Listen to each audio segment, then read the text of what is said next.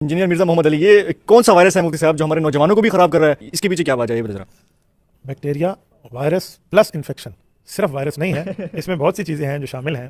اگر مرزا صاحب خود کو عالم دین کہتے ہیں تو میرا ایک سوال ہے کہ جیسے ڈاکٹر بننے کے لیے نصاب اور سلیبس موجود ہے، انجینئر بننے کے لیے سلیبس نصاب موجود ہے، تو عالم اور حافظ بننے کے لیے بھی سلیبس موجود ہے۔ وہ سلیبس ہے تقریباً کم سے کم جو ہے وہ 8 سال کا ہے۔ ہر سال کا ایک ایک نام ہے، اولا، ثانیہ، ثالثہ، رابعہ، خامسہ، سادسہ، سابعہ، دورہ حدیث۔ یہ 8 سال عالم بننے کے۔ اس کے بعد مفتی بننے کے 3 کورس ہیں، تخصص فی الافتاء، تخصص فی الحدیث، تخصص فی التفسیر۔ تخصص کہتے ہیں اسپیشلائزیشن کورس کو۔ تو مرزا صاحب بتا دیں کہ کورسز انہیں کہاں کیے ہیں، کس عالم دین سے پڑھے ہیں اور کس مدرسے سے پڑھے ہیں، چاہے وہ بریلویوں کا ہو، چاہے وہ دیوبندیوں کا ہو، چاہے وہ اہل حدیث کا ہو، تو ہم مان جائیں گے کہ یہ عالم دین ہے اور یہ دین کے اندر کوئی بات کر سکنے کی پوزیشن میں ہے۔ اگر انہوں نے وہ کورسز نہیں کیے تو خود کو عالم کیسے ڈکلیئر کر سکتے ہیں؟ یہ تو پھر عطائی ڈاکٹر ہو گئے۔ تو انجینئر صاحب یہ ایسے ہی اوپر سے ایک شرلی مار کے آئے ہیں، ورنہ ان کا کوئی عالم دین ہونے والا کوئی سین نہیں ہے۔ پر سے پرندہ بنانے کا ماہر ہے اور حرم سے جرم بنانے کا ماہر ہے، محرم سے مجرم بنانے کا قائل ہے۔ تو ایک ہی نقطے نے کام خراب کیا ہوا ہے۔ مفتی صاحب نوجوان ہمارے ڈریس مل خان کی بھی کافی نوجوان ہیں، ہمیں شکایت ملتا ہے کہ مفتی صاحب سے بات کریں، وہ غیر مقلد ہوتے جا رہے ہیں اس کے پیچھے، نہ یہ شیعہ کو مانتا ہے، نہ یہ دیوبند کو مانتا ہے، نہ یہ بریلوی کو مانتا ہے، لیکن اس کے پیچھے لوگ غیر مقلد ہوتے جا رہے ہیں۔ حضرت یہ صرف انجینئر ہے۔ میں اس کے فالوورز کو پیغام دیتا ہوں کہ انجینئرنگ پڑھنے کے لیے تو انجینئرز کے پاس گیا، اس نے وہ میکینیکل انجینئر ہے، سول بھی نہیں ہے، دھاڑی دار مزدور۔ دوسرے لفظوں میں موٹر سائیکل کا کاربوریٹر صاف کرنے والا نا، تو یہ وہ ہے، تو وہ کرنے کے لیے یہ پڑھنے کے لیے گیا ہے۔ قرآن حدیث لاوارث ہے کہ ان کے وارثین سے آ کے پڑھنے کے لیے تیار نہیں ہے۔ تو اس نے حضرت ایسے جو ہے نا وہ چلائی ہوئی ہے، دوسرے لفظوں میں فضول دکان۔ السلام علیکم ورحمۃ اللہ، لا حول ولا قوة الا باللہ، حسبنا اللہ ونعم الوکیل، یا حی یا قیوم برحمتک استغیث، لا الہ الا انت سبحانک انی کنت من الظالمین، ربنا آتنا من لدنک رحمہ وہیئ لنا من امرنا رشدا، اللہم صل علی محمد وعلی آل محمد واصحاب محمد وازواج محمد وامت محمد اجمعین الی یوم الدین، آمین۔ الحمد للہ رب العالمین والصلاة والسلام علی سید الانبیاء والمرسلین وعلی آلہ واصحابہ اجمعین الی یوم الدین۔ الحمدللہ آج 31 دسمبر 2023 کو سنڈے کے دن ہمارا یہ پبلک سیشن نمبر 127 ہوگا انشاءاللہ تعالی۔ آپ کے یہ سوالات ریئل ٹائم پرچیوں کی شکل میں میرے پاس آ چکے ہیں، انشاءاللہ انہیں ہم بعد میں ڈسکس کریں گے۔ پہلے ایک کرنٹ افیئر کے طور پر ایشو ڈسکس کر لیں۔ اس سے بھی پہلے آج چونکہ 31 دسمبر ہے، کل سے انشاءاللہ نیا سولر ایئر شروع ہونے والا ہے۔ تو زندگی میں جو اس قسم کے مائل سٹونز آتے ہیں، انسان کو اپنے ماضی پہ بھی توجہ کرنی چاہیے اور مستقبل کے لیے اچھے پلانز کرنے چاہیے دنیا اور آخرت کے اعتبار سے۔ تو اللہ تعالیٰ سے ہم دعا کریں گے کہ آج تک ہم سے کوئی غلطیاں کوتاہیاں ہوئیں ان سے درگزر فرمائے، اور جو لوگ فوت ہو چکے ان کی مغفرت فرمائے، اور جو آنے والا سال ہے وہ پوری دنیا کے مسلمانوں کے لیے بالخصوص اور پوری انسانیت کے لیے بالعموم خوشحالی اور امن کا سال بنائے 2024 کو انشاءاللہ تعالی۔ یہ اکثر ویسے پبلک کے اندر مشہور ہے کہ یہ کوئی کرسچنز کے ایئرز ہیں یا نان مسلم کے ایئرز ہیں، اور مسلمانوں کا جو سال ہے وہ محرم سے شروع ہوتا ہے۔ یہ دونوں ہی اللہ کے سال ہیں، خواہ وہ لیونر ایئرز ہوں خواہ سولر ایئرز ہوں، دونوں کو پیغمبروں کے ساتھ ہی نسبت ہے۔ اے ڈی کی جو ٹرم بولی جاتی ہے اینو ڈومینی، اس کی ایبریویشن ہے یہ، اور یہ لیٹن زبان کا ورڈ ہے جس کا مطلب ہے ایئر آف دا لارڈ، آقا کی پیدائش کا سال۔ یعنی سیدنا عیسیٰ ابن مریم علیہ السلام جس سال پیدا ہوئے، اس سال کو انہوں نے ایک بینچ مارک کے طور پہ رکھا ہے کہ یہ ایئر آف دا لارڈ ہے، اینو ڈومینی، اے ڈی، یہ اس چیز کی ایبریویشن ہے، لہذا اس کی نسبت عیسیٰ ابن مریم کے ساتھ ہے علیہ السلام۔ باقی آج کل چونکہ آپ کو پتہ ہے کہ اس وقت فکری غلبہ جو ہے وہ لوگوں کو حاصل ہے کہ جو لوگ پیغمبروں سے برگشتہ ہو چکے ہیں، اس لیے اب کچھ عرصے سے انہوں نے اس کی ایبریویشن کو بھی چینج کر دیا ہے. اس کے لیے اب جو ٹرم وہ یوز کر رہے ہیں وہ CE کر رہے ہیں، کامن ایرا، یعنی جو مشہور ایرا چل رہا ہے اس کے اعتبار سے. یعنی وہ کہیں گے آج 2023 جو ہے CE کامن ایرا کا سال ختم ہو رہا ہے، اور کل سے 1 جنوری 2024 کامن ایرا کا سال سٹارٹ ہو رہا ہے. ویسے لفظ کامن ایرا بولا جاتا ہے، ایرا بھی بول لیتے ہیں، اردو میں چل جاتا ہے. اور جو قبل از مسیح ہے اس کے لیے ٹرم یوز ہوتی تھی پہلے BC، بیفور کرائسٹ. AD سے لوگ سمجھتے تھے آفٹر ڈیتھ آف کرائسٹ، اس کی وجہ سے بعض مسلمان اسے یوز نہیں کرتے تھے. یہ آفٹر ڈیتھ آف کرائسٹ نہیں ہے، یہ اینو ڈومینی ہے، year of the Lord. Before Christ کے لیے انہوں نے اب BCE کر دیا ہے، بیفور کامن ایرا. یہ کامن ایرا اور وہ بیفور کامن ایرا. میرا خیال ہے مسلمانوں کو یہی ٹرم یوز کرنی چاہیے، AD کی اور BC کی. تمام جو پیغمبر ہیں ان کی نسبت ظاہر ہے اللہ کے ساتھ ہے، اور ہمیں تو یہ عقیدہ سکھایا گیا ہے لا نفرق بین احد من رسلی، ہم رسولوں میں ایمان لانے میں بالکل کوئی فرق نہیں کرتے. ہمارے نزدیک سیدنا امام اعظم محمد رسول اللہ صلی اللہ علیہ وآلہ وسلم کا کفر کرنے والا بھی اتنا ہی بڑا کافر ہے جتنا بڑا کافر وہ شخص ہے جو عیسیٰ ابن مریم کا انکار کر دے علیہ السلام. تو یہ میں نے چھوٹی سی ایک کلیریفیکیشن اس حوالے سے دے دی. باقی جو یہ ہیپی نیو ایئر منایا جاتا ہے یا اس رات کو بے حیائی کے کام ہوتے ہیں، ان کے ساتھ کوئی اسلام کا لینا دینا نہیں ہے. ویسے کوئی سیلیبریشن کے طور پہ ایکٹیویٹی کر لے جس میں کوئی بے حیائی والا معاملہ نہ ہو تو یہ کوئی دینی ایکٹیویٹی کے طور پہ نہیں ہے، ایک کلچرل ہے، اس میں ہماری کوئی ریزرویشن نہیں ہے. ہماری ریزرویشن یہ ہے کہ اس کو 31 دسمبر اور 1 جنوری کی درمیانی رات جو ہے اس کو بے حیائی کی رات نہ بنایا جائے اور اس کے اندر کوئی اس قسم کے معاملات نہ کیے جائیں، بس وہ ہماری ریزرویشن ہے. باقی آج کے ٹاپک کی طرف آئیں. آج کل ایک تازہ ویڈیو وائرل ہوئی ہے، ایک دیوبندی حیاتی حنفی مفتی عبد الواحد قریشی صاحب کی حفظہ اللہ تعالی. ہم تو احترام سے ہی نام لیں گے ان کے، ہمیں ان کے نظریات سے اختلاف ہے، کسی کے نام سے تو کوئی اختلاف نہیں ہے. تو ان کی طرف سے بارہا یہ ٹاپک اٹھایا گیا، میں نے مختلف اوقات میں اسے مختصر طور پر ضرور ایڈریس کیا تھا، لیکن اب پھر سے انہوں نے یہ مسئلہ اٹھایا ہے. آلموسٹ کوئی 1-1.5 ہفتے پہلے کسی بھائی کو انٹرویو دیتے ہوئے، اور اس میں وہ بڑے سٹائل میں بیٹھے ہوئے ہیں، کالا چشمہ لگایا ہوا ہے انہوں نے، اور اس میں کافی ساری انہوں نے باتیں کی ہیں جو ہمارے علماء کا درد دل ہے وہ رکھتے رہتے ہیں. ایک طرف مجھے جاہل بھی کہتے ہیں یہ لوگ، دوسری طرف ان کی راتوں کی نیندیں بھی حرام ہے میری وجہ سے. جب ایک شخص ہے ہی جاہل ہے تو اسے سیریس لینے کی ضرورت ہی نہیں ہے. تو اس کا مطلب ہے کہ یہ جو کچھ سامنے آپ کو نظر آ رہے ہیں ویسا ہے نہیں ہے، کافی پریشان ہے. اور ظاہر ہے کہ اتنا مشکل وقت فرقوں نے کبھی نہیں دیکھا تھا. یہ لوگ کبھی بھی ایسی صورتحال کو نہیں پہنچے تھے کہ انہیں کوئی چیلنج کر سکے. تو ان کی جو چیخیں ہیں وہ بالکل جینون ہیں، ہمیں پتہ ہے کہ ایسا ہی ہونا تھا. تو وہ عبد الواحد قریشی صاحب نے پھر سے وہ اعتراض اٹھایا ہے. انہوں نے کہا کہ ایک انہوں نے اپنی اصلاح کر لی ہے، پہلے وہ مجھے سول انجینئر کہتے تھے، اس دفعہ انہوں نے کہا یہ میکینیکل انجینئر ہے. چلے یہ تو انہوں نے رجوع ریکارڈ کروا دیا اپنا، اور انہوں نے باقاعدہ وہ کلیریفیکیشن اپنی اس نئی ویڈیو کے اندر دی ہے. ویسے وہ میمز کی شکل میں تو آپ تک پہنچ چکی ہے ویڈیو. انجینئر مرزا محمد علی، یہ کون سا وائرس ہے مفتی صاحب جو ہمارے نوجوانوں کو بھی خراب کر رہا ہے؟ اس کے پیچھے کیا وجہ ہے یہ ذرا؟ Bacteria, virus plus infection. صرف وائرس نہیں ہے، اس میں بہت سی چیزیں ہیں جو شامل ہیں.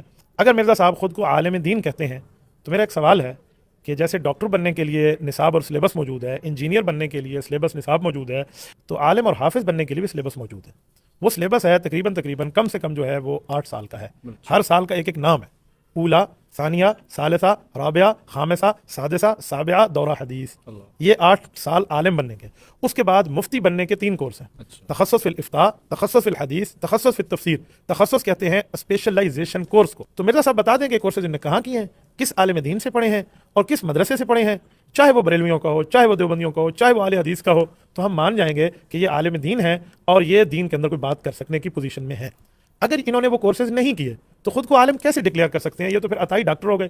تو انجینئر صاحب یہ ایسے ہی اوپر سے ایک شرلی مار کے آئے ہیں، ورنہ ان کا کوئی عالم دین ہونے والا کوئی سین نہیں ہے. پر سے پرندہ بنانے کا ماہر ہے اور حرم سے جرم بنانے کا ماہر ہے، محرم سے مجرم بنانے کا قائل ہے. تو ایک ہی نقطے نے کام خراب کیا ہوا ہے. مفتی صاحب نوجوان ہمارے ڈریس مل خان کے بھی کافی نوجوان ہیں، ہمیں شکایت ملتا ہے کہ مفتی صاحب سے بات کریں وہ غیر مقلد ہوتے جا رہے ہیں اس کے پیچھے. نہ یہ شیعہ کو مانتا ہے، نہ یہ دیوبند کو مانتا ہے، نہ یہ بریلوی کو مانتا ہے، لیکن اس کے پیچھے لوگ غیر مقلد ہوتے جا رہے ہیں. حضرت یہ صرف انجینئر ہے. میں اس کے فالوورز کو پیغام دیتا ہوں کہ انجینئرنگ پڑھنے کے لیے تو انجینئرز کے پاس گیا، اس نے وہ اچھا کیا میکینیکل انجینئر ہے، سول بھی نہیں ہے، دیہڑی دار مزدور. دوسرے لفظوں میں موٹر سائیکل کا کاربوریٹر صاف کرنے والا نا. تو یہ وہ ہے، تو وہ کرنے کے لیے یہ پڑھنے کے لیے گیا ہے. قرآن حدیث لاوارث ہے کہ ان کے وارثین سے آ کے پڑھنے کے لیے تیار نہیں ہے. تو اس نے حضرت ایسے جو ہے نا وہ چلائی ہوئی ہے، دوسرے لفظوں میں فضول دکان. اس کا جواب کافی حد تک آ چکا ہے، لیکن یہ ایک اچھا موقع ہے کہ میں نہ صرف مفتی عبد الواحد قریشی حنفی دیوبندی حیاتی صاحب کو، بلکہ جتنے اور مفتی ہیں، بریلوی حیاتی ہوں یا غیر مقلد وہابی اہل حدیث ہوں یا اہل تشیع میں ہوں، سب کو میں ان کو سینٹرڈ کرتے ہوئے اپنا جواب ریکارڈ کروا دوں، جو انہوں نے وہی اعتراض رپیٹ کیا ہے کہ جی انجینئر صاحب کے پاس کسی مدرسے کی ڈگری نہیں ہے، اور پھر وہ اپنی ڈگری کا روب دکھانے کے لیے جو ڈگری کے ان کے مختلف سال ہیں ان کو عربی میں وہ پروناؤنس کر رہے ہیں. وہ آپ نے سنا ہوگا اولا، ثانیہ، ثالثہ، رابعہ، خامسہ، جس کے اوپر بڑی اچھی ایک میم بھی بنی ہوئی ہے. تو بیسیکلی یہ عربی میں پہلی، دوسری، تیسری، چوتھی، 5ویں کلاس کے لیے استعمال ہوتا ہے. تو وہ اس کو عربی میں بول کے اس طریقے سے پریزنٹ کر رہے ہیں کہ جس طرح کوئی ایکسٹرا آرڈنری قسم کا کام ہے جو وہ کر رہے ہیں. اور پھر اینڈ پہ جا کے تخصص فی الحدیث اور تخصص فی الفقہ اور تخصص فی التفسیر اس کا ذکر کر رہے ہیں. حالانکہ یہ جن بزرگوں سے ڈگریاں لے رہے ہیں ان کے تخصص کا حال یہ تھا کہ محمود الحسن دیوبندی صاحب نے ایک ترجمہ کیا ہے قرآن حکیم کا، اور اس کے اوپر جو حاشیہ لکھا ہے وہ مولانا شبیر احمد عثمانی صاحب نے لکھا ہے. انہی کی نسبت کی وجہ سے مفتی تقی عثمانی صاحب کے نام کے ساتھ ان کے والد صاحب نے عثمانی لکھا. بہت بڑے دیوبند کے عالم دین تھے، اور بانی پاکستان محمد علی جناح کا جنازہ بھی انہوں نے ہی پڑھایا تھا، شبیر احمد عثمانی صاحب نے. اب ان سے بڑا تو کوئی تخصص فی الحدیث فی الفقہ فی التفسیر نہیں ہو سکتا. ان کا حال یہ ہے کہ قرآن کی تفسیر میں جب سورہ لقمان کے اندر ذکر آیا نا کہ بچے کی جو دودھ چھڑانے کی عمر ہے وہ 2 سال ہے، سورۃ البقرہ میں بھی ذکر آیا، سورۃ الاحقاف میں پریگنینسی پلس دودھ چھڑانے کی عمر کا 30 ماہ کا ذکر آیا. اس کے اوپر میں نے الگ سے بھی ایک ویڈیو ریکارڈ کروائی ہے. پر یہاں پہ میں صرف بتاؤں کہ اس کی تفسیر میں سورہ لقمان کی وہ لکھتے ہیں کہ قرآن نے تو بچے کے دودھ چھڑانے کی عمر 2 سال بتائی ہے، لیکن امام ابو حنیفہ رحمۃ اللہ علیہ کے نزدیک یہ 2.5 سال ہے. ہو سکتا ہے ان کے پاس بھی کوئی دلیل ہو، یعنی وہ یہ کہنا چاہ رہے ہیں کہ شاید امام حنیفہ کے پاس کوئی الگ سے قرآن تھا، کیونکہ حدیث میں تو ایسی کوئی بات نہیں آئی ہے. حدیث میں بھی بخاری مسلم میں آیا کہ جو رضاعت کا رشتہ ہے وہ بھوک کی عمر تک ہے اور وہ 2 سال ہے، جو قرآن میں بیان ہوا. یعنی قرآن کی آیت بھی آ جائے تب بھی یہ لوگ ماننے کے لیے تیار نہیں ہوتے کہ ہمارے بزرگوں سے کوئی مس ہینڈلنگ ہو گئی ہے.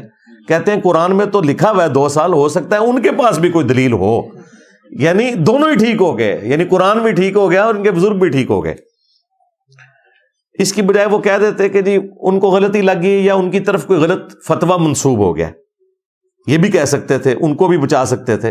دونوں طرف کے معاملات کو سیدھا رکھنے کے لیے، بزرگوں کو بچانے کے لیے وہ کہہ سکتے تھے کہ ان تک بات نہیں پہنچی یا ان کی بات ہم تک غلط پہنچی ہے. اب مجھے بتائیں، جو فقہ قرآن کے خلاف فتووں کو جسٹیفائی کرے، ان سے آپ یہ ڈیمانڈ کریں گے کہ جی بخاری مسلم میں نماز کا طریقہ رفع الیدین سے لکھا ہوا ہے؟ جو قرآن کی آیات کو ماننے کے لیے تیار نہیں ہے، ان کے سامنے بخاری اور مسلم کی تو کوئی حیثیت ہی نہیں رہ جاتی. یہ میں نے آپ کو ایک نمونہ بتایا ان کا. پھر جو ان کے فقہا ہیں نا، ان کی حالت یہ ہے کہ ابن عابدین شامی جو بریلویوں اور دیوبندیوں کا مشترکہ امام ہے، 1252 ہجری میں فوت ہوا. فقہ حنفی کی ایک بنیادی کتاب ہے در مختار. اس کے اوپر حاشیہ لکھا تھا ابن عابدین شامی نے رد المختار کے نام سے. یہ در مختار میں خے ہے، خا خرگوش والی اردو میں ہم، اور رد المختار میں ہا ہے حلوائی والی. علماء کو سمجھ آ جائے گی ہا وہ والی. قرآ ہوں گے تو ہم ہا بولیں گے، علماء کے لیے حلوائی والی. تو رد المختار یعنی در مختار پہ جو اعتراضات تھے نا، ان کے جوابات دیے گئے رد المختار کی شکل میں. یہ رد المختار نہیں، یعنی اس کا رد نہیں کیا گیا، در مختار پر جو اعتراضات تھے ان کا رد کیا گیا. اسے فتاوی شامی بھی کہا جاتا ہے. وہ اب اردو زبان میں بھی آ چکا ہے ٹرانسلیٹ ہو کے، پہلے صرف عربی زبان میں تھا. اس میں باقاعدہ انہوں نے لکھا ہے کہ اگر کسی شخص کو یہ یقین ہو کہ اپنے خون یا اپنے پیشاب سے سورۃ الفاتحہ کا تعویذ ماتھے پہ لکھا جائے تو اس سے شفا ہو سکتی ہے، تو یہ جائز ہے. اچھا، اس کی وہ دلیل بھی دیں گے. وہ کہتے ہیں نہیں، قرآن میں نہیں آیا ہوا، 4 مقامات پہ آیا کہ تمہارے لیے حرام کیا گیا بہتا ہوا لہو، خنزیر کا گوشت اور مردار، اور وہ ذبیحہ کہ جسے ذبح کرتے وقت غیر اللہ کا نام لیا جائے. لیکن اگر کوئی کیٹاسٹرافک کنڈیشن ہو، دل میں بغاوت نہ ہو، تو اس میں سے اتنا لے لینا کہ اس سے جان بچ جائے، تو اللہ تعالیٰ نے اس کی اجازت دی ہے. سورۃ البقرہ میں، سورۃ المائدہ میں، سورۃ الانعام میں، سورۃ النحل کے اندر. بلکہ سورۃ النحل میں تو اس سے بھی اگلا ورژن آیا کہ اگر کسی شخص کے لیے زندگی موت کی کشمکش بن جائے اور اسے کلمات کفر بھی بولنے پڑ جائیں، دل ایمان پر ٹھکا ہو، تو اللہ تعالیٰ کلمات کفر کے اوپر بھی گرفت نہیں کرے گا. بالکل یہ ہے. اچھا، اس کی وہ دلیل لیں گے اور وہ کہیں گے دیکھیں زندگی موت کی کشمکش ہے، تو جان بچانے کے لیے اگر اپنے پیشاب یا خون سے سورہ فاتحہ کا تعویذ لکھنا پڑتا ہے تو اس میں کیا حرج ہے؟ اندازہ کریں، یہ کوئی طریقہ علاج ہے؟ یہ ایک شیطانی طریقہ ہے. اسلام میں کہاں ہے کہ آپ کوئی شیطانی راستہ اختیار کریں گے؟ طریقہ علاج کے طور پر کوئی کھانے والی چیز، کوئی اس طرح کی چیز، خون کسی نے کھانا ہے، اپنا پیشاب پینا ہے، پی لے، کوئی مسئلہ نہیں ہے. اللہ تعالیٰ کے قرآن کو کیوں وہ اس طریقے سے تعویذ کی شکل میں لکھنا چاہتا ہے؟ یہ تو نہ کوئی روحانی علاج بن سکتا ہے اور نہ ہی یہ کوئی آپ کا میڈیکل علاج ہو سکتا ہے. تو اس طرح کی جسٹیفیکیشنز دیں گے، یا کہیں گے یہ بس ان کا فتویٰ ہے لیکن مفتہ بہی قول نہیں ہے. مفتہ بہی تو ہے نا، وہ فتویٰ تو دے رہے ہیں نا، ان کے اوپر گرفت کرو. گرفت کرنے کی ان کی جرت نہیں ہے. ایک مرد مجاہد پیدا ہوا بریلویوں میں، ہمارے استاد غلام سعود سعیدی صاحب رحمہ اللہ تعالی، اللہ تعالیٰ ان کی غلطیوں سے درگزر فرمائے، انہیں نیک کاموں کا اجر دے. انہوں نے جب شرح صحیح مسلم لکھی 6 جلدوں کے اوپر، تو انہوں نے اس مسئلے کو اس میں ایڈریس کیا. اب وہ ایڈریس انہوں نے اس انداز میں کیا کہ کسی طریقے سے اپنے بزرگوں کو بھی بچا لیں اور اپنے ایمان کا اظہار بھی کر دیں تاکہ اللہ تعالیٰ کے حضور پکڑ نہ ہو جائے. انہوں نے پتہ کیا لکھا؟ انہوں نے کہا کہ اس میں کوئی شک نہیں ہے کہ ہمارے بزرگوں میں قرآن اور سنت کی عظمت ہم سے بہت زیادہ تھی. یعنی پہلے انہوں نے باقیوں کو نارملائز کرنے کی کوشش کی کہ اب میں جو بزرگوں کے اوپر علمی گولی چلانے لگا ہوں تو کوئی یہ نہ کہ میں بزرگوں کا گستاخ ہوں. انہوں نے کہا کہ ان کے دل میں قرآن اور سنت کی عظمت ہم سے زیادہ تھی، لیکن بال کی کھال اتارنے کی عادت نے، یعنی چھوٹی چھوٹی باتوں کے اوپر، جسے یہ فقہ کا نام دیتے ہیں، اور فقہ تو اسلام کی بنیاد ہے، ٹرو انڈرسٹینڈنگ. بخاری مسلم میں حدیث ہے، اللہ تعالیٰ جس کے ساتھ بھلائی کا ارادہ فرماتا ہے اسے دین کی فقہ عطا فرما دیتا ہے، اور دیتا اللہ ہے، تقسیم میں کرتا ہوں. یعنی علم دین اللہ تعالیٰ دیتا ہے، میں تو صرف تقسیم کرنے والا ہوں. تو انہوں نے کہا کہ بال کی کھال اتارنے کی عادت نے ہمارے بزرگوں کو اس حد تک پہنچایا کہ انہوں نے اس قسم کے فتوے لکھ دیے. انسان مر جانا تو گوارا کرے گا، لیکن کوئی مسلمان، عام مسلمان بھی کبھی یہ جرت نہیں کرے گا کہ وہ پیشاب سے یا خون سے سورہ فاتحہ کا تعویذ لکھے.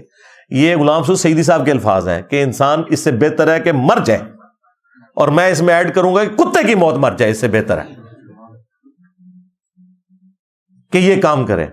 اچھا، ایک طرف تو انہوں نے یہ لکھ دیا کہ اس سے بہتر ہے مر جائے، اس کا مطلب ہے وہ اپنے بزرگوں کو کہہ رہے تھے کہ اس تو بہتر سی مر ہی جاندے ہو تسی ہوئے جو کچھ فتویٰ لکھ کے گئے ہو. لیکن یہ کہتے ہیں تو لوگوں نے کہنا تھا یہ بزرگوں کے اوپر کرٹیسائز کر رہے ہیں. انہوں نے کہا کہ یقیناً ان کے دل میں قرآن و سنت کی عظمت ہم سے زیادہ تھی. یعنی جو اس قسم کے غلیظ فتوے لکھے ہیں ان کی عظمت ان کے دلوں میں ایسی ہے کہ ان کی طرف سے جھوٹا دفاع بھی کر رہے ہیں کہ یقیناً قرآن و سنت کی عظمت ان کے دل میں ہم سے زیادہ تھی. اللہ معافی دے جی، اگر یہ کرائٹیریا ہے کہ آپ سے زیادہ تھی تو آپ تو پھر ان سے بھی زیادہ گئے گزرے ہوئے ہوں گے. لیکن بہرحال انہوں نے ایک سٹیپ طے کیا. میں اس چیز کو اپریشیٹ کروں گا. اگر وہ یہ نہ لکھتے تو ہم آپ کو کیسے بتا سکتے؟ یہ بھی ہوتا کہ ہم آپ کے سامنے عربی یا اردو ترجمہ بھی رکھ دیتے فتاوی شامی کا، پھر بھی آپ کہتے ہیں نہیں ان کا کہنے کا مطلب یہ نہیں تو وہ نہیں. تو اب تو میں غلام سعود سعیدی صاحب کا وہ پورا حوالہ لگا سکتا ہوں. انہوں نے باقاعدہ عربی عبارت بھی لکھی ہے، اردو ترجمہ بھی کیا ہے، اس کے اوپر نکیر بھی کی ہے. تو یہ ہمارے پاس یہ آ گیا. لہذا وہ جو آپ کو گنوا رہے تھے نا، اولا، ثانیہ، ثالثہ، رابعہ، خامسہ، سادسہ، اور پھر سابعہ، اور پھر کہتے ہیں جی تخصص فی الحدیث، تخصص فی الفقہ، اور تخصص فی التفسیر. یہ ہے جی ان کے بزرگ یہ تفسیریں لکھ کے گئے ہیں. خیر یہ تو میرا ایک فیوریٹ ٹاپک ہے، اس میں بولتا جاؤں تو میاں بھی آ جائے گا. ہاں میاں لوگ کیا کہیں گے، لیکن وہ پھر ٹاپک دوسری طرف چلا جائے گا. وہ آلریڈی میں اتنی دفعہ بیان کر چکا ہوں. اب تو صرف میاں کہنے سے ہی پتہ چل جاتا ہے کہ بھئی ہم کہنا کیا چاہ رہے ہیں. ٹھیک ہے، تو یہ انہوں نے ڈگری کے حوالے سے پوائنٹ پھر سے اٹھایا کہ جی انجینئر صاحب کے پاس چونکہ ڈگری نہیں ہے لہٰذا ہم ان کی بات کو کوئی ورت نہیں دیتے، نہ ان کے ساتھ کوئی بیٹھنے کی ضرورت ہے. یہ تو ہم لوگوں کی وجہ سے کوئی دو چار باتوں کا جواب دے دیتے ہیں، ادروائز کوئی ضرورت نہیں ہے. تو میں نے اس موقع کو غنیمت جانا کہ میں ڈگری کے حوالے سے تھوڑی کلیریفیکیشن آپ لوگوں کے سامنے رکھ دوں. ویسے تو میں نے کئی مواقع پہ رکھی ہے، لیکن یہ ایک اچھا موقع ہے کہ آپ کے سامنے وہ بات رکھی جائے کہ ان کا یہ کرائٹیریا اپنے فرقے کے ان سپیکرز کے لیے نہیں ہے جو ان کے فرقے کی ترویج کر رہے ہیں. یہ صرف دوسرے لوگوں کے اوپر اس طرح کا تان کرتے ہیں. آج تک کسی بڑے بریلوی عالم نے یہ تان کیا ہے کہ مولانا الیاس قادری صاحب کے پاس کسی مدرسے کی ڈگری تو دور کی بات، اسکول کی ڈگری بھی نہیں ہے، میٹرک بھی نہیں کیا ہوا انہوں نے. یہ خود بتایا ہوا انہوں نے. وہ کہتے ہیں میں 8 پاس ہوں، وہ بھی گجراتی زبان کے اندر.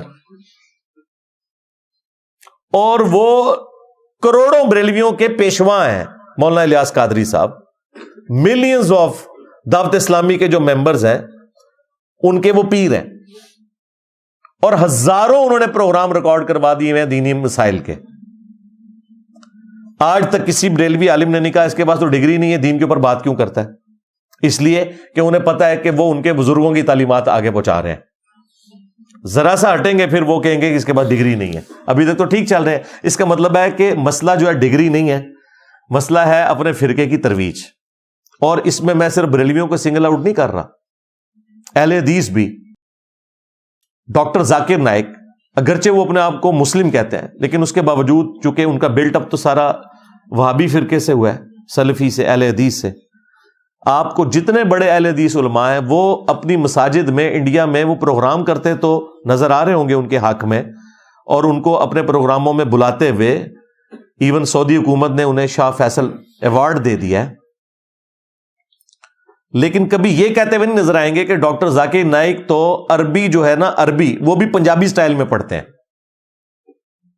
زبر زیر کی غلطی تو ایک الگ بات ہے، وہ عربی بھی جو ہے نا، جو چند ایک آیات انہوں نے یاد کی ہوئی ہے نا، وہ بھی پنجابی سٹائل میں پڑھ رہے ہوتے ہیں، کیونکہ انہوں نے عربی پروناؤنس کرنا نہیں سیکھی ہوئی۔ ان کا بیٹا بڑی اچھی عربی جو ہے وہ پروناؤنس کرتا ہے، جو فارق نائک ہے، چونکہ وہ پڑھا ہوا ہے ادھر سے ہی، مدینہ یونیورسٹی سے۔ تو یہ میں کوئی عیب کے طور پہ نہیں بیان کر رہا، میں ویسے بتانا چاہ رہا ہوں کہ اہل حدیث نے کبھی نہیں کہا کہ اس کے پاس وہ ڈگری نہیں ہے۔ کیوں؟ کہ وہ اہل حدیث کے کسی مسئلے سے اختلاف ہی نہیں کرتے۔ ایون یزید والا مسئلہ بھی وہ وہابیوں والا بتاتے ہیں، طلاق والا مسئلہ بھی وہ وہابیوں والا بتاتے ہیں۔ ایک مسئلے میں تھوڑا بہت اختلاف ہوا تھا، لیکن وہ ان کے لیے اتنا کوئی مسئلہ نہیں ہے کہ وہ کہتے ہیں اپنے آپ کو مسلم کہنا چاہیے، سلفی اہل حدیث نہیں کہنا چاہیے۔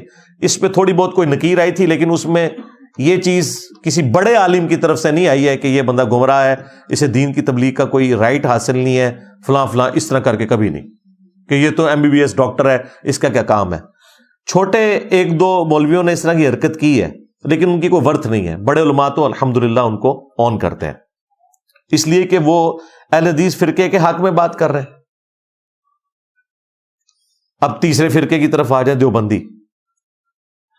دیوبندیوں میں تو لاکھوں لوگ ہیں جو بغیر ڈگری کے پوری دنیا میں تبلیغی جماعت کے اندر دعوت کا کام کر رہے ہیں۔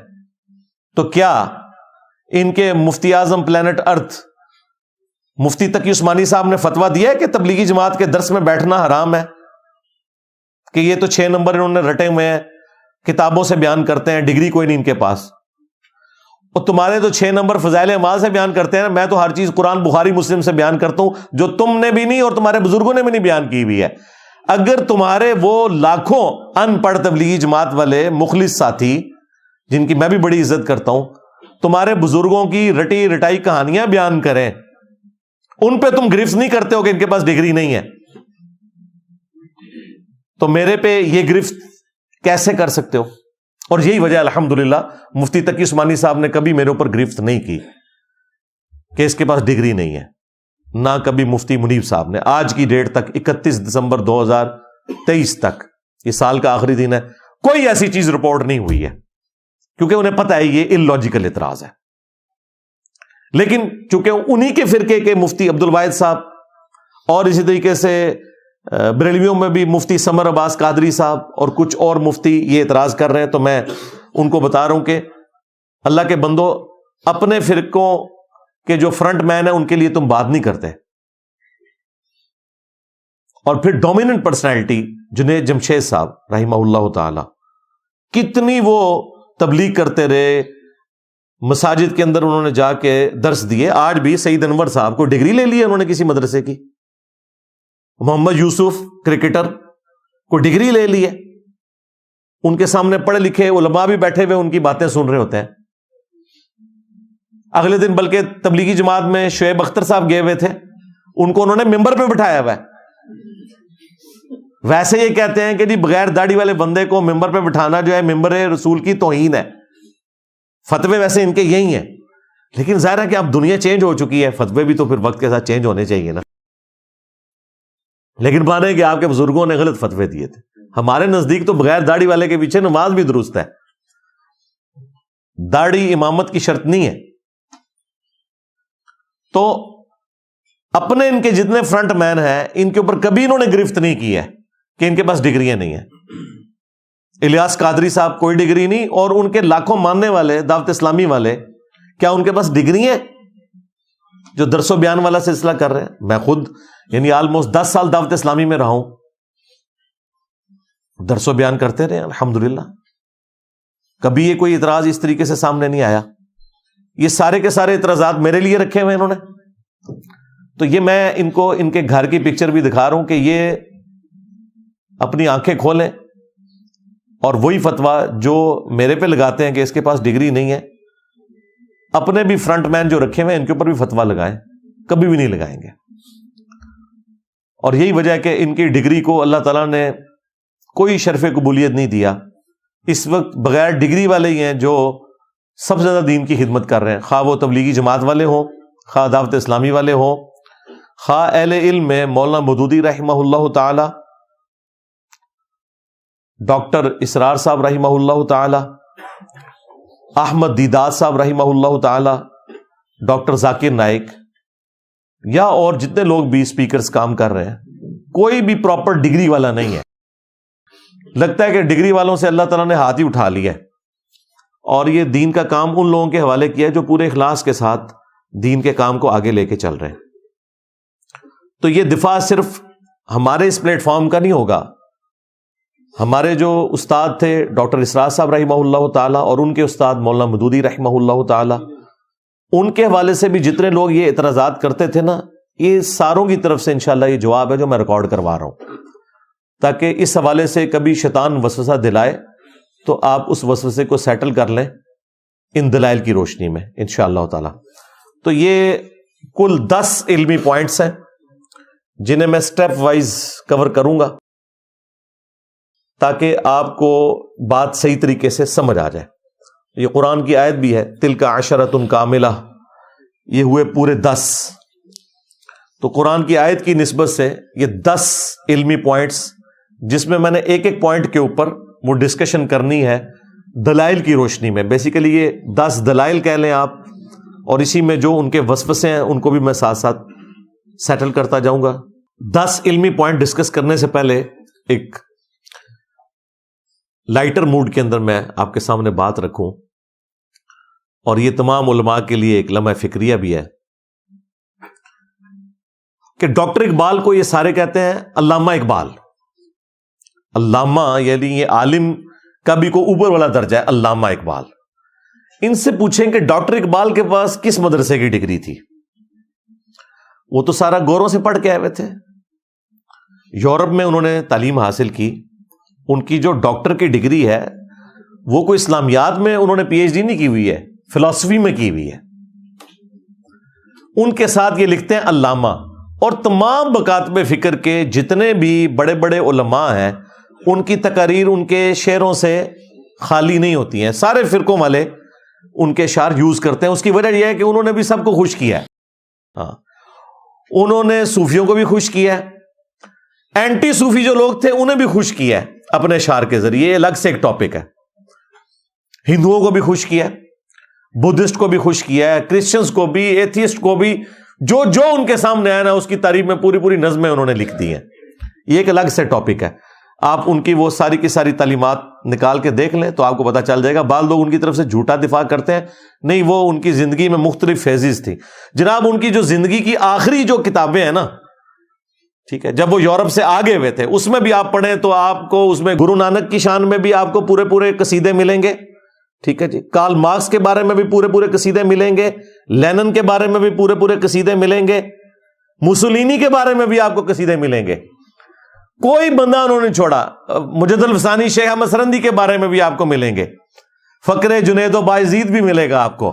اور ان ساروں کے خلاف نکل کر خانقاہوں سے ادا کر رسم شبیری، سارے صوفیوں کو رگڑا بھی ملے گا. یہ سب کچھ ملے گا. یہ الگ سے ایک ٹاپک ہے. میں اس کو وہ ایک موضوع بحث نہیں بنانا چاہتا، ورنہ یہ کہیں گے کہ جی وہ ہمارے قومی شاعر ہیں، ان کو آپ نے تختہ مشق بنا دیا. قومی شاعر ہیں، مذہبی پیشوا نہ انہیں بنایا. قومی شاعر ہیں، بالکل قومی شاعر رہنے دیں. جس طرح آپ نے پولیٹیکل لیڈرز کو مذہبی ٹچ کے نام کے اوپر مذہبی لیڈر بنایا ہوا ہے نا، تو قومی شاعروں کو بھی مذہبی لیڈر نہ بنائیں، ان کو آپ قومی شاعر ہی رہنے دیں.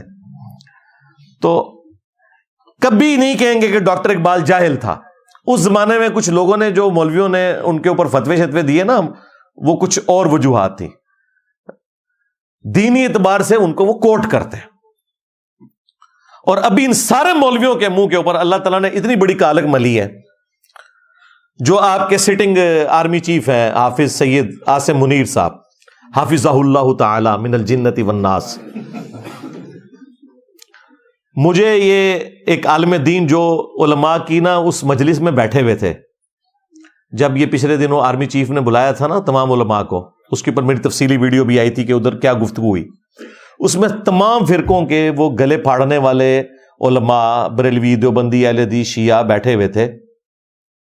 تو وہ مجھے عالم دین کہتے ہیں کہ جی ہمارا کوئی مولوی اٹھ کے ایک آیت پڑھتا تھا نا تو عاصم منیر صاحب اس کے بدلے میں 4 آیتیں پڑھ دیتے تھے. اچھا, تو کہتے ہیں یہ سارے اکے بکے رہ جاتے تھے. وہ تھوڑا دفاع کر رہے تھے کہ جی طالبان کو آپ چھوڑ دیں, تو انہوں نے کہا یہ تو سورہ توبہ کی جتنی وہ آیات ہے نا خوارج کے بارے میں اور کافروں کے بارے میں, منافقین کے بارے میں, جن سے قتال کا نبی الاسلام کو حکم ہے, وہ انہوں نے عربی میں پڑھنی شروع کر دی. ظاہر حافظ قرآن ہے وہ, اور پھر ترجمہ بھی بیان کیا. تو یہ سارے کے سارے ہکے بکے رہ گئے, لیکن کسی کی جرت نہیں ہوئی ہے کہ وہ کہے کہ حضرت صاحب آپ تو آرمی چیف ہیں, جنرل ہیں, آپ کے پاس مدرسے کی ڈگری نہیں ہے, آپ آیتیں کیوں کوٹ کر رہے ہیں؟ دیکھا کتنے گیا دماغ میرا. اوے مولویوں ڈب مرو, اتنے مخلص ہونا اپنی ڈگری کے ساتھ. تو جب آرمی چیف تمہیں سامنے بٹھا کے آیات سنا رہا تھا نا, جڑے بن دے نا, کہندے تیرے کو ڈگری نہیں ہے, اسی انجینئر کو ڈگری منگنے ہیں, تیرے کو بھی منگنے ہیں, اسی 1 نمبر مولوی ہیں, 2 نمبروں. اور ساتھ یہ بھی پوچھنا تھا کہ تمہارا جو جوائنٹ چیف ہے ساحر شمشاد مرزا, اس کے نام میں مرزا آتا ہے, ہم اسے بھی قادیانی کہیں گے. یہ بھی کہنا چاہیے تھا نا تمہیں کہ مرزا آتا ہے تو قادیانی کہیں گے, کیونکہ ہم انجینئر کو تو کہتے ہیں. کبھی جرت نہیں کریں گے, کیونکہ دنیا دار لوگ ہیں, یہ دنیا کی منفعت کے پیچھے چلتے ہیں. پلس ان لوگوں نے ان کے فرقوں کی منجی نہیں ٹھوکی, انجینئر صاحب نے منجی ٹھوک دی ہے. یہ اصل میں وجہ ہے.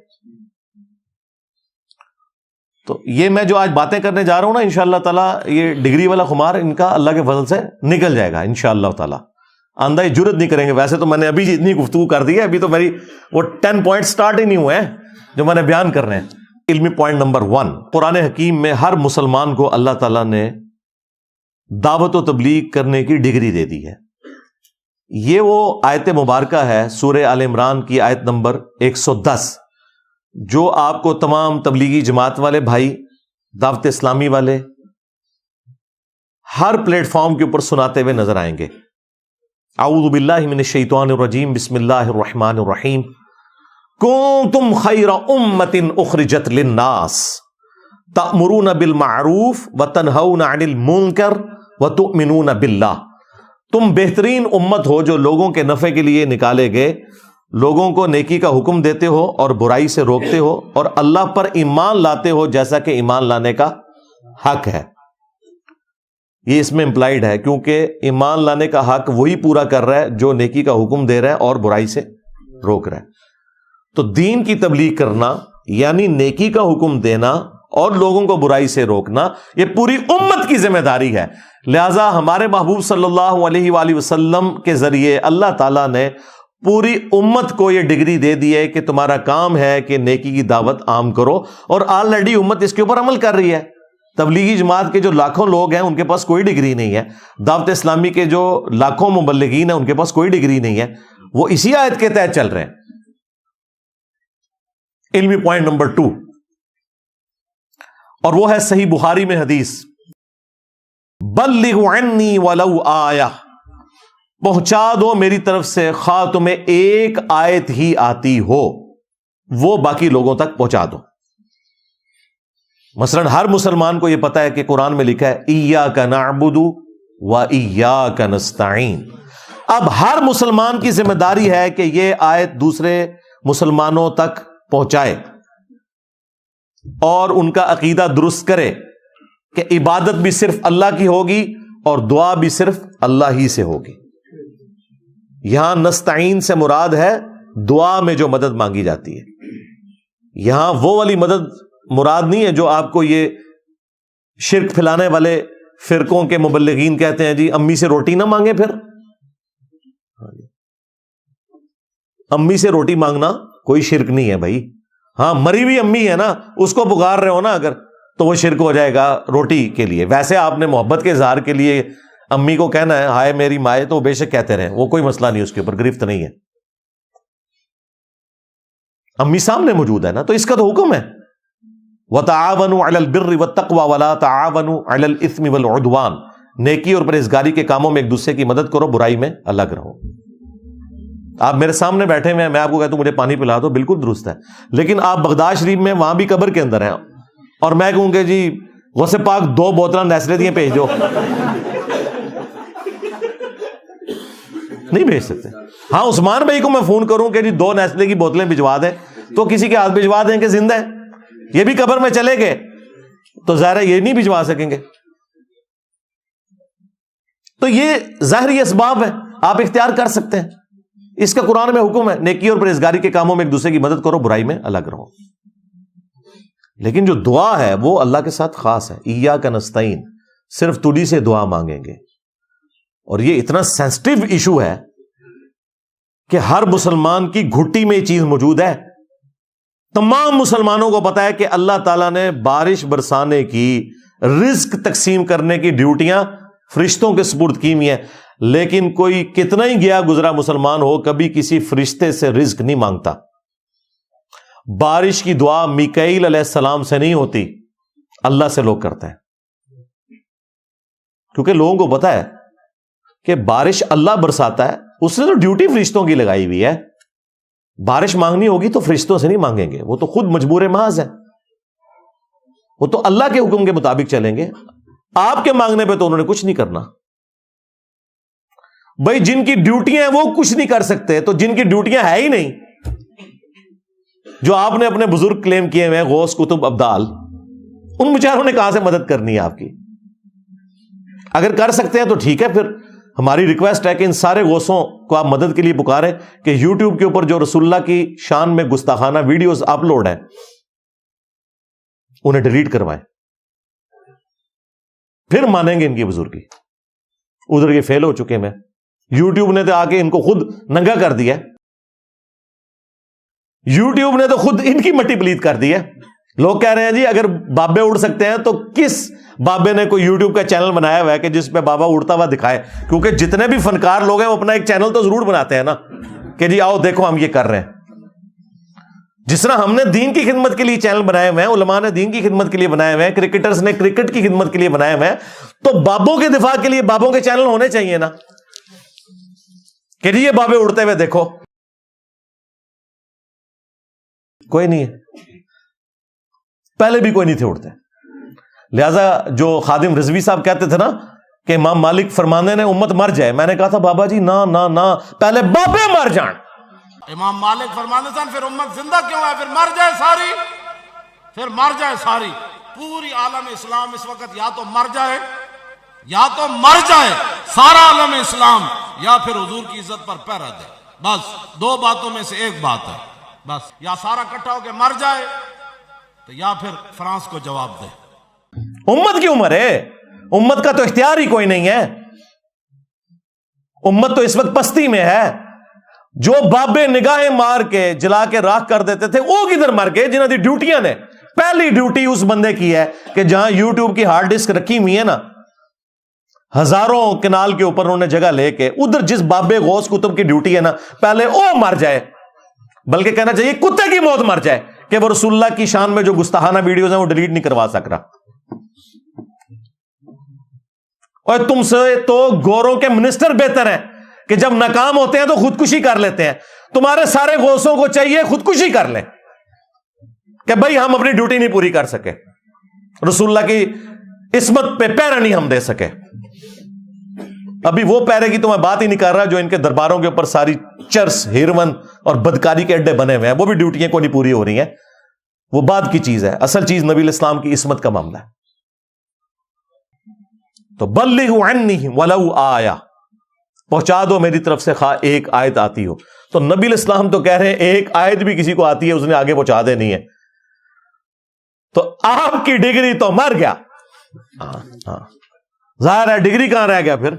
ایک آیت پہنچانے والا بھی نبی الاسلام کی ختم نبوت صلی اللہ علیہ وآلہ وسلم کی ڈیوٹی پوری کر رہا ہے, الحمدللہ. علمی پوائنٹ نمبر 3, جامعہ ترمذی میں ایک روایت ہے, اس کی صحت میں اختلاف ہے لیکن اسے سپورٹیو ایک قول ہے ابن عباس کا, جو ہمارے استاد نے اسی ترمذی کی حدیث کے فٹ نوٹ کے اوپر لکھا ہے مشکات المصابیح میں کہ حکمت اور دانائی مسلمان کی گم شدہ میراث ہے, جہاں سے بھی ملے اسے حاصل کر لو, سوائے انجینئر صاحب کے. یہ بعد میں ابھی ایڈ کیا نا, پتہ ہے نا آپ کو, وقت کے ساتھ حدیثیں بھی گھاڑ لی ہیں نا لوگوں نے. تو اصل تو اتنا تھا موقوفاً ابن عباس سے بعض کے نزدیک مرفوع والی روایت بھی درست ہے نبی الاسلام سے، لیکن یہ بیچ میں جو ہے نا یہ بعد میں ایڈ ہوا ہے ہمارے دنیا میں چھوڑے جانے کے بعد، کہ سوائے انجینئر صاحب کے۔ پہلے یہی تھا کہ حکمت اور دانائی مسلمان کی گم شدہ میراث ہے، جہاں سے ملے حاصل کر لو۔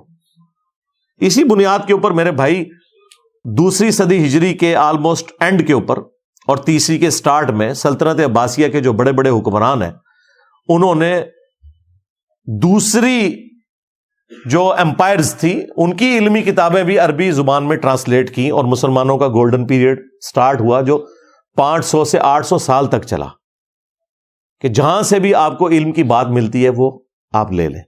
اور اسی میں سائنس نے ترقی کی مسلمانوں کے ہاں، میتھمیٹکس میں، کیمسٹری کے اندر، بایولوجی کے اندر، فزکس کے اندر کتنی ترقی ہوئی۔ تو یہ بنیادی بات کہ جہاں سے بھی ملے آپ لے لو، اس میں کوئی تفریق نہیں ہے کہ اس کے پاس کس فرقے کی ڈگری ہے، یا ڈگری ہے یا نہیں ہے۔ علمی پوائنٹ نمبر 4 وہ اس سے بھی اگلا ورژن ہے کہ نبی الاسلام نے تو یہاں تک اجازت دی ہے کہ شیطان بھی اگر صحیح بات کرے اس سے بھی لے لو۔ صحیح بخاری میں کہ آیت الکرسی کا وظیفہ حضرت ابو ہریرہ رضی اللہ تعالیٰ عنہ کو شیطان نے تعلیم کیا تھا۔ نبی علیہ السلام نے فرمایا کہ ہے وہ جھوٹا تھا لیکن اس نے بات سچی کی کہ جو رات کو آیت الکرسی پڑھ کے سو جائے تو صبح تک ایک فرشتہ اس کی حفاظت کے اوپر مامور رہتا ہے۔ وہ انسانی شکل میں آیا تو حضرت ابو ہریرہ کو نہیں پتا چلا کہ یہ شیطان تھا، اس زمانے میں علم غیب نہیں تھا نا ہوتا۔ ہاں بزرگوں کو پتا چل جاتا ہے، وہ بزرگ جو کہ ابو ہریرہ کے گھوڑے کے قدموں کی خاک بھی نہیں، ان کو پتا چل جاتا ہے۔ حضرت ابو ہریرہ کو نہیں پتا چلا کہ یہ 3 دن تک جو مجھے انسانی شکل میں ملتا رہا وہ شیطان تھا۔ دیکھیں کدھر گیا دماغ میرا، تھوڑے دماغ بند، دیو بند، دماغ بند۔ یہ کہتے ہیں سر بلند دیو بند، ہم کہتے ہیں دماغ بند دیو بند۔ ہاں تھوڑا دماغ تو نہیں اس پاسے گیا۔ تو حضرت ابو ہریرہ رضی اللہ تعالیٰ عنہ کو نبی الاسلام نے یہ تعلیم فرما دیا کہ شیطان بھی اگر صحیح بات کرے تو تم نے اس کی صحیح بات کی تصدیق کرنی ہے۔ اچھا اس کا بھی جواب دیتے ہیں، پتہ کیا کہتے ہیں؟ وہ کہتے ہیں جی شیطان کا آپ نے درس تو نہیں رکھوانا، صرف صحیح بات کی تصدیق کرنی ہے۔ تو سرکار ہم کب کہہ رہے ہیں کہ مجھے دیوبندیوں یا بریلویوں اہل حدیث کی مسجد میں کوئی جمعے کا خطبہ دے دو؟ میں کہہ رہا ہوں جو میں ریفرنسز لوگوں میں بیان کر رہا ہوں ان کی تصدیق کر دو۔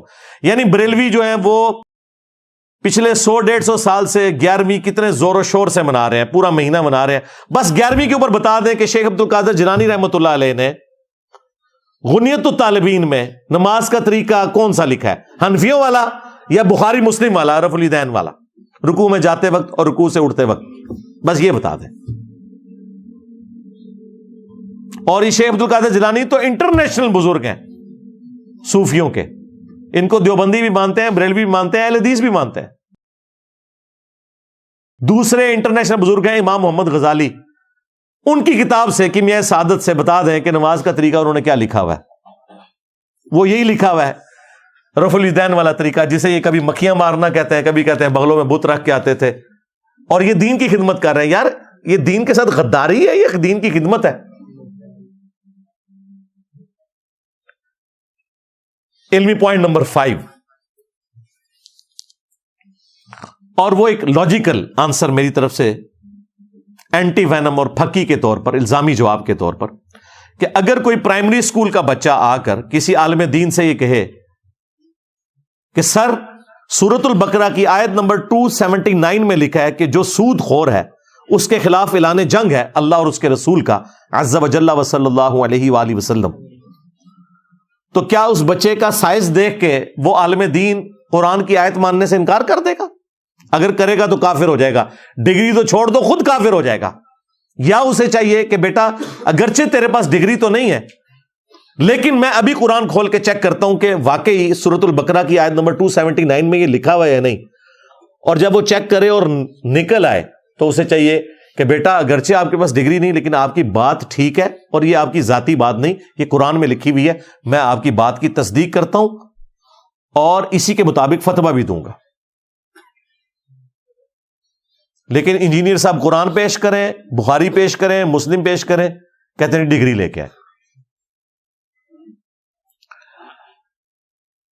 علمی پوائنٹ نمبر 6 جو انہوں نے اس ویڈیو کے اندر بھی کہا اور اکثر کہتے ہیں کہ دیکھیں ڈاکٹر جو ہے وہ پراپر میڈیکل یونیورسٹی سے یا کالج سے بنتا ہے، انجینئر جو ہے وہ بھی انجینئر یونیورسٹی سے بنتا ہے، اس طرح علماء جو ہیں مدارس سے بنتے ہیں. کس مدرسے سے بنتے ہیں جی یہ بتائیں؟ ہاں اس مدرسے سے کہ جس مدرسے کے عالم دین کو عام بریلوی بھی کہتا ہے او آتے آئی گمراہ ہے، دیوبندی تے آئی گستاخ رسول. یہ اوقات ہے ٹوٹل تمہاری ڈگری کی کہ بریلویوں کا بچہ بھی دیوبندیوں کے بڑے سے بڑے عالم کو نہ صرف گمراہ سمجھتا ہے بلکہ گستاخ رسول کہتا ہے. ڈگری تو ویسے ہی فارغ ہو گئی، ڈگری تو مر گیا ڈگری تو مر گیا. جب تو یہ کہو گے کہ یہ گستاخ رسول ہے تو ڈگری کہاں رہے گی؟ اور عام دیوبندی بریلویوں کے بڑے سے بڑے عالم کو کہہ دے کہ مشرک ہے، تو ڈگری کی اوقات تو یہ ہے ٹوٹل آپ کی ڈگری کی اوقات. اور پھر مجھے بتائیں کیا ڈاکٹر یا انجینئر بننا ہر مسلمان مرد و عورت کے اوپر فرض ہے؟ اور علم دین حاصل کرنا؟ لہذا ڈاکٹر اور انجینئر کی مثال آپ دے ہی نہیں سکتے، کیونکہ وہاں تو ہر شخص نے ڈاکٹر انجینئر نہیں بننا. یہاں بھی ہر شخص نے ڈگری تو نہیں لینی، علم دین حاصل کرنا ہر مسلمان مرد و عورت کے اوپر فرض ہے. یہ سنن ابن ماجہ میں حدیث ہے، اس کی صحت کے اوپر بعض محدثین نے کلام کیا ہے، لیکن اپنی سٹیٹمنٹ میں یہ بات بالکل درست ہے، فٹ ان بیٹھتی ہے قرآن میں. قل هل يستوي الذين يعلمون والذين لا يعلمون انما يتذكر اولو الالباب. اے نبی فرما دو کہ علم والے اور بغیر علم والے کیا برابر ہو سکتے ہیں؟ نصیحت تو نہیں حاصل کرتے مگر عقل والے. انما یخشى اللہ من عباده العلماء، اللہ کی خشیت تو صرف اہل علم کو ہے. پھر دعا سکھائی گئی قل رب زدنی علما. اے نبی آپ بھی دعا کیا کریں اے اللہ میرے علم میں اضافہ کر دے. تو علم تو بنیاد ہے. لہذا یہ کہنا کہ ڈگری کی ریکوائرمنٹ ہر مسلمان کے لیے نہیں ہے. ٹھیک ہے جو اسپیشلائزڈ لوگ ہیں وہ بڑے مسائل کو دیکھیں گے، لیکن جو عام نصیحت ہے قرآن کی وہ تو ایک عام مسلمان کو سمجھ آ جائے گی، کوئی اتنا مشکل کام نہیں ہے. لہذا یہ اعتراض بالکل ان کا غلط ہے. پھر ڈاکٹرز کے پاس اگر آپ جائیں نا، کبھی ایسا نہیں ہوا کہ آپ اپنی آنکھ دکھائیں اور آپ کا ڈاکٹر یہ کہے کہ جی یہ دائیں آنکھ ٹھیک کرنے کے لیے آپ کی الٹی ٹانگ کاٹنی پڑ جائے گی. جی میں تحقیق سے اس رزلٹ پہ پہنچا ہوں. کبھی ہوگا ایسے؟ تو یہ یہی کرتے ہیں. آپ اسے کہتے ہیں کہ سرکار یہ ذرا بتائیے یہ قرآن و حدیث میں کہاں لکھا ہوا ہے نماز کا طریقہ؟ یہ کہتے ہیں مجھے پتا چل گیا تو کس اسٹیشن سے بول رہا ہے، اور طرف چل پڑتے ہیں. یہ وہی ہے کہ دکھانے آپ آنکھ گئے ہیں اور آپ سے کیا کہہ رہے ہیں کہ جی ٹانگ تیری کاٹنی ہے. ٹانگ کاٹنے کا جب مشورہ کوئی ڈاکٹر آپ کو دے گا تو آپ کیا کہیں گے کہ ڈاکٹر نے فرما دیا، بزرگوں نے فرما دیا. آپ کہیں گے یار اتنی عقل تو میری بھی کام کرتی ہے کہ آنکھ کے ڈراپس چاہیے ہمیں. لیکن ان علماء کے پاس آپ آنکھ کے ڈراپس لینے کے لیے جائیں، یہ اور طرف آپ کو چلا دیتے ہیں. آپ انہیں کہیں گے ذرا بتائیے بخاری مسلم سے نماز کا طریقہ کیا لکھا ہوا ہے، تو یہ کہتے ہیں جی یہ وہابی جو ہے نا اہل حدیث یہ انگریزوں کی پیداوار ہے. یعنی وہ بات آپ آئی ڈراپس کی کر رہے ہیں، یہ کہیں اور پہنچ گئے. کیڑی جتنا دل ہے ان کا، اپنے فرقے کے خلاف بات بھی نہیں سن سکتے اور اس طرح کے آرگومنٹس کرنا شروع کر دیں گے. پھر دنیاوی ڈاکٹرز کا تو یہ حوصلہ ہے کہ وہ جو بھی دوائی لکھتے ہیں نا اس کو آپ کاؤنٹر ویریفائی بھی کر سکتے ہیں. ہر میڈیکل سٹور کے اوپر باقاعدہ ایک کتاب رکھی ہوتی ہے. اور ویسے ڈاکٹرز کے لیے آرڈر تو یہی ہے کہ وہ صرف تشخیص کرے گا، اس کے بعد دوائی جو ہے میڈیکل سٹور سے ملنی چاہیے. وہ جو فارمولا جو بھی وہاں پہ فارماسسٹ موجود ہے وہ سجیسٹ کرے اور آپ اس کو کاؤنٹر ویریفائی کر سکتے ہیں. ایون وہ گولیاں جو 200-300 روپے کی ایک گولی ملتی ہے نا، اگر آپ اس کا فارمولا پڑھ کے وہ کتاب خود کھول کے دیکھیں نا جو میڈیکل سٹور پہ ہے، تو اس کے ایکویولنٹ دوسری کمپنیوں کی 5 یا 10 روپے کی گولی بھی مل جاتی ہے. وہ صرف برانڈ کے پیسے لے رہے ہوتے ہیں. کاؤنٹر ویریفائی کر سکتے ہیں. لیکن مولوی جڑا تانوں کوئی گل دسدا ہے تسی جناب قرآن کھول لو حدیث کھول لو تو کدھر نظر ہی نہیں آئے گی. اور ڈاکٹروں کی دوائی کے نسخوں کی کتاب ہر جگہ موجود ہے, آپ کاؤنٹر ویریفائی کر سکتے ہیں کہ غلط دوائی تو نہیں لکھ دی. لیکن مولوی آپ کو غلط ٹیکا لگا دے, بس آپ کا تو پھر کام ہو گیا. تو لہذا یہ مثال دینا غلط ہے. پھر آپ فزکس کے پروفیسر کو بھرے مجمع میں اگر غلطی اس کی نکال دیں کہ سر یہ جو آپ نے فارمولہ لکھا ہے اس میں یہ چیز آپ نے مس کر دی کیونکہ کتاب میں یوں لکھا ہوا ہے, آج تک کبھی ایسا نہیں ہوگا کہ فزکس کا پروفیسر آپ کو آگے سے کتے کی طرح پڑ جائے. وہ آپ سے کہے گا بیٹا تھینک یو, اور مولوی کیا کہے گا, پھینک دیو. آپ چیک کر لیں, آپ کسی فرقے کے خلاف بات کر کے دیکھیں کہ سر یہ جو آپ نے کیا ہے نا قرآن و سنت میں تو ایسے نہیں لکھا ہوا, تو ذرا بتائیں یہ کہاں لکھا ہوا ہے. آپ انہیں بتائیں کہ میں نے تو یوں پڑھا ہے, قرآن میں تو یوں لکھا ہے, حدیث میں تو یوں لکھا ہوا ہے کہ فرض نماز کے بعد آپ نے بلند آواز سے اللہ اکبر پڑھنا ہے, بخاری مسلم میں آیا. یہ جو آپ اونچی آواز سے کلمہ پڑھتے جا رہے ہیں اور رکنے کا نام نہیں لے رہے, اتنی دیر تک اونچی آواز سے پڑھ رہے ہیں کہ پیچھے جن کی رکعت رہ چکی ہے وہ تکلیف کا شکار ہیں, یہ کہاں لکھا ہوا ہے؟ دا ٹائم کیا پتہ تک سے دسو کتنے لکھے آجے. وہ آپ کو حوالہ نہیں دیں گے, وہ پھینک دی ہوئی کہیں گے. 2-4 ساتھ رکھے ہوتے ہیں, وہ کہتے ہیں آپ کو مفتی صاحب سے بات کرنے کی تمیز نہیں ہے. یہ جملہ تو کسی بھی وقت داغا جا سکتا ہے کہ آپ کو بات کرنے کی تمیز نہیں ہے. تو مثالیں یہ پروفیسرز کی دیتے ہیں, تمہارے اندر تو وہ حوصلہ نہیں ہے جو ایک فزکس کے پروفیسر کے اندر ہے, ایک کیمسٹری کے پروفیسر کے اندر ہے. اور دیکھیں کتنا حوصلہ ہے ان پروفیسرز کا. آج تک آپ نے کبھی سنا ہے کہ کوئی عالم دین یا کوئی مذہبی پیشوا, کسی بھی مذہب سے تعلق رکھنے والا, کبھی بھی سائنس کے اوپر ڈسکشن کر رہا ہو اور صحیح بات کر رہا ہو تو کوئی سائنٹسٹ اعتراض کرے کہ جی اس کے پاس تو ڈگری نہیں ہے, یہ کیسے بات کر سکتا ہے؟ عام عالم دین سے بھی کوئی پوچھے, اگر اسے تھوڑا سا سائنس کا نالج ہے, ڈگری بے شک نہیں ہے, کہ چاند گرہن کیوں لگتا ہے, تو بتائے گا آپ کو کہ جب زمین سورج اور چاند کے درمیان آ جاتی ہے تو سورج کی روشنی چاند تک مکمل طور پر پہنچ نہیں سکتی, اس کی وجہ سے چاند کو گرہن لگ جاتا ہے. اسی طریقے سے جب چاند سورج اور زمین کے درمیان آ جاتا ہے تو سورج کو گرہن لگ جاتا ہے کیونکہ وہ روشنی پوری پہنچ نہیں پاتی. کبھی نہیں ہوگا کہ آپ کو کوئی اسٹرانومر یا کوئی سائنٹسٹ یا فزکس کی فیلڈ کا بندہ آگے سے یہ کہنا شروع کر دے کہ سرکار آپ کے پاس تو ڈگری نہیں ہے, آپ کہاں سے آئے چاند گرہن اور سورج گرہن کو بریف کرنے والے. تو آپ میں اتنا حوصلہ بھی نہیں ہے جتنا ایک سائنس کے اسٹوڈنٹ کے اندر یا سائنس کے ٹیچر کے اندر حوصلہ ہے, کیڑی جتنا دل ہے. اور مثالیں ان کی دیتے ہیں, بالکل غلط بات. اور ایک اور مثال سنیں, آپ نے اپنے گھر میں ایئر کنڈیشن لگوانا ہو اور کسی ایئر کنڈیشن فٹ کرنے والے کو بلائیں اور وہ انٹرنل یونٹ کو ہلکا سا ٹیڑھا لگا رہا ہو. کئی تو ایسے ہیں کہ وہ اوپر لیول رکھ کے بھی ٹیڑھا لگا دیتے ہیں ہمارے جاننے والوں میں, اور آپ اسے کہیں کہ بھائی یہ اس کو چھوڑ, تو نیچے اتر کے دیکھ یہ نظر آ رہا ہے کہ ٹیڑھا ہے. آگے سے وہ یہ کہے کہ جی آپ کے پاس ڈگری نہیں ہے, یہ تو میرا کام ہے. کبھی ایسا ہوا ہے؟ اور اگر کہے گا تو وہ مولوی بھی اسے کہے گا یار میں انا تے نا, تو مولوی اسی انے ہے, سانو نہیں نظر آ رہا ہے کہ قرآن کے لکھے ہے, بخاری مسلم کے لکھے ہوا ہے, تو اسی انے ہو, اسی تے انے نہیں ہیں. تو آپ وہ سیدھا کرواتے ہیں, وہ بغیر ڈگری کے بھی سیدھا کرواتے ہیں کیونکہ کامن سینس ہے. میرے ساتھ تو عموماً ایسا ہوتا ہے کہ کبھی موٹر بائک پنکچر ہو گئی, میں جب پنکچر لگوانے کے لیے جاتا ہوں تو بڑا وہمی بنتا ہوں. میں کہتا ہوں بھائی یہ آپ نے جب چیک کرنا ہے پھر ٹائر میں بھی ہاتھ ڈال کے چیک کرنا ہے کہ کوئی کیل نہ لگی ہوئی رہ جائے, کیونکہ اگر وہ کیل آپ نے نہ نکالی تو پھر دوبارہ پنکچر ہو جائے گا.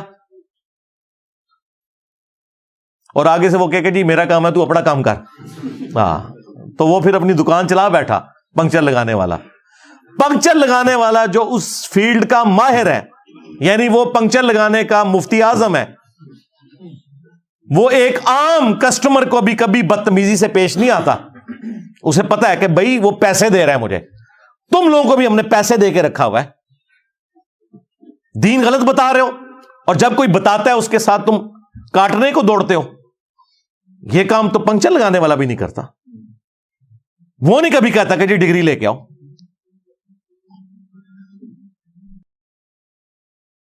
تو اس طرح کی کئی ایک مثالیں دی جا سکتی ہیں، لیکن میں اسی کے اوپر اکتفا کرتا ہوں.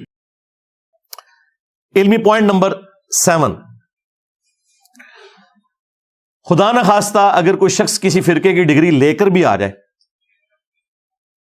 تو نیا تنازع یہ کھڑا کر دیں گے. یعنی اگر آپ بریلویوں کی ڈگری لے کے آ گئے ہیں تو دیوبندی کہیں گے کہ ڈگری تو ہے لیکن بریلوی تو ہے ہی گمراہ، ہم ان کی ڈگری کو مانتے ہی نہیں ہیں.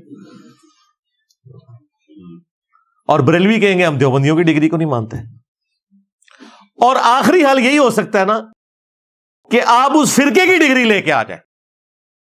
یہی ہو سکتا ہے نا آخری حال. لہذا ان کو پھر یہ سٹیٹمنٹ دینی چاہیے، ڈگری کی سٹیٹمنٹ غلط دیتے ہیں میرے بارے میں. ان کو کہنا چاہیے ہر فرقے والا یہ بولا کرے جڑے بڑھو نا. دیوبندی مولوی جب میرے خلاف کلپ ریکارڈ کرواتے ہیں ان کو چاہیے کہ انجینئر صاحب دیوبند کی ڈگری لیں، بریلویوں کی ڈگری کو ہم نہیں مانیں گے. یہ بھی ساتھ بولیں تاکہ بریلویوں کا بھی کلپ آئے کہ انجینئر صاحب دیوبندیوں کی ڈگری نہیں لینی ہے، آپ نے ہماری ڈگری لینی ہے. تو ہم ایک دوسرے کے کلپ ایک دوسرے کو دکھائیں اور بتائیں کہ دیکھیں ہمیں ڈگری کی ضرورت ہی کوئی نہیں ہے. کیوں؟ ہمیں بریلویوں نے بتایا کہ دیوبند کی ڈگری کی کوئی ضرورت نہیں، اور دیوبند نے بتایا کہ بریلویوں کی ڈگری کی کوئی ضرورت نہیں.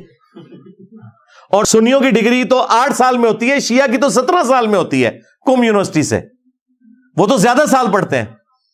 تو شیعہ تو یہ کہہ سکتے ہیں کہ بھئی یہ 8 سال والی ڈگری نہیں سر، آپ یہ 17 سال والی ڈگری کریں. تو کیا یہ 8 سال والے وہ 17 سال کی ڈگری مان لیں گے؟ نہیں. حتیٰ کہ آپ کسی فرقے کی اپنی ڈگری بھی لے کے آ جائیں اور آپ اس ڈگری کے ہوتے ہوئے یہ بات کریں کہ دیکھیں میں آپ کے فرقے کا بندہ ہوں لیکن یہ بات جو ہے نا ہمارے فرقے کی غلط ہے. تو پتہ ہے کیا کہیں گے؟ نہیں ڈگری تو ہمارے فرقے کی تھی لیکن بعد میں نا گمراہ ہو گیا، لو ڈگری بھی ختم ہو گئی.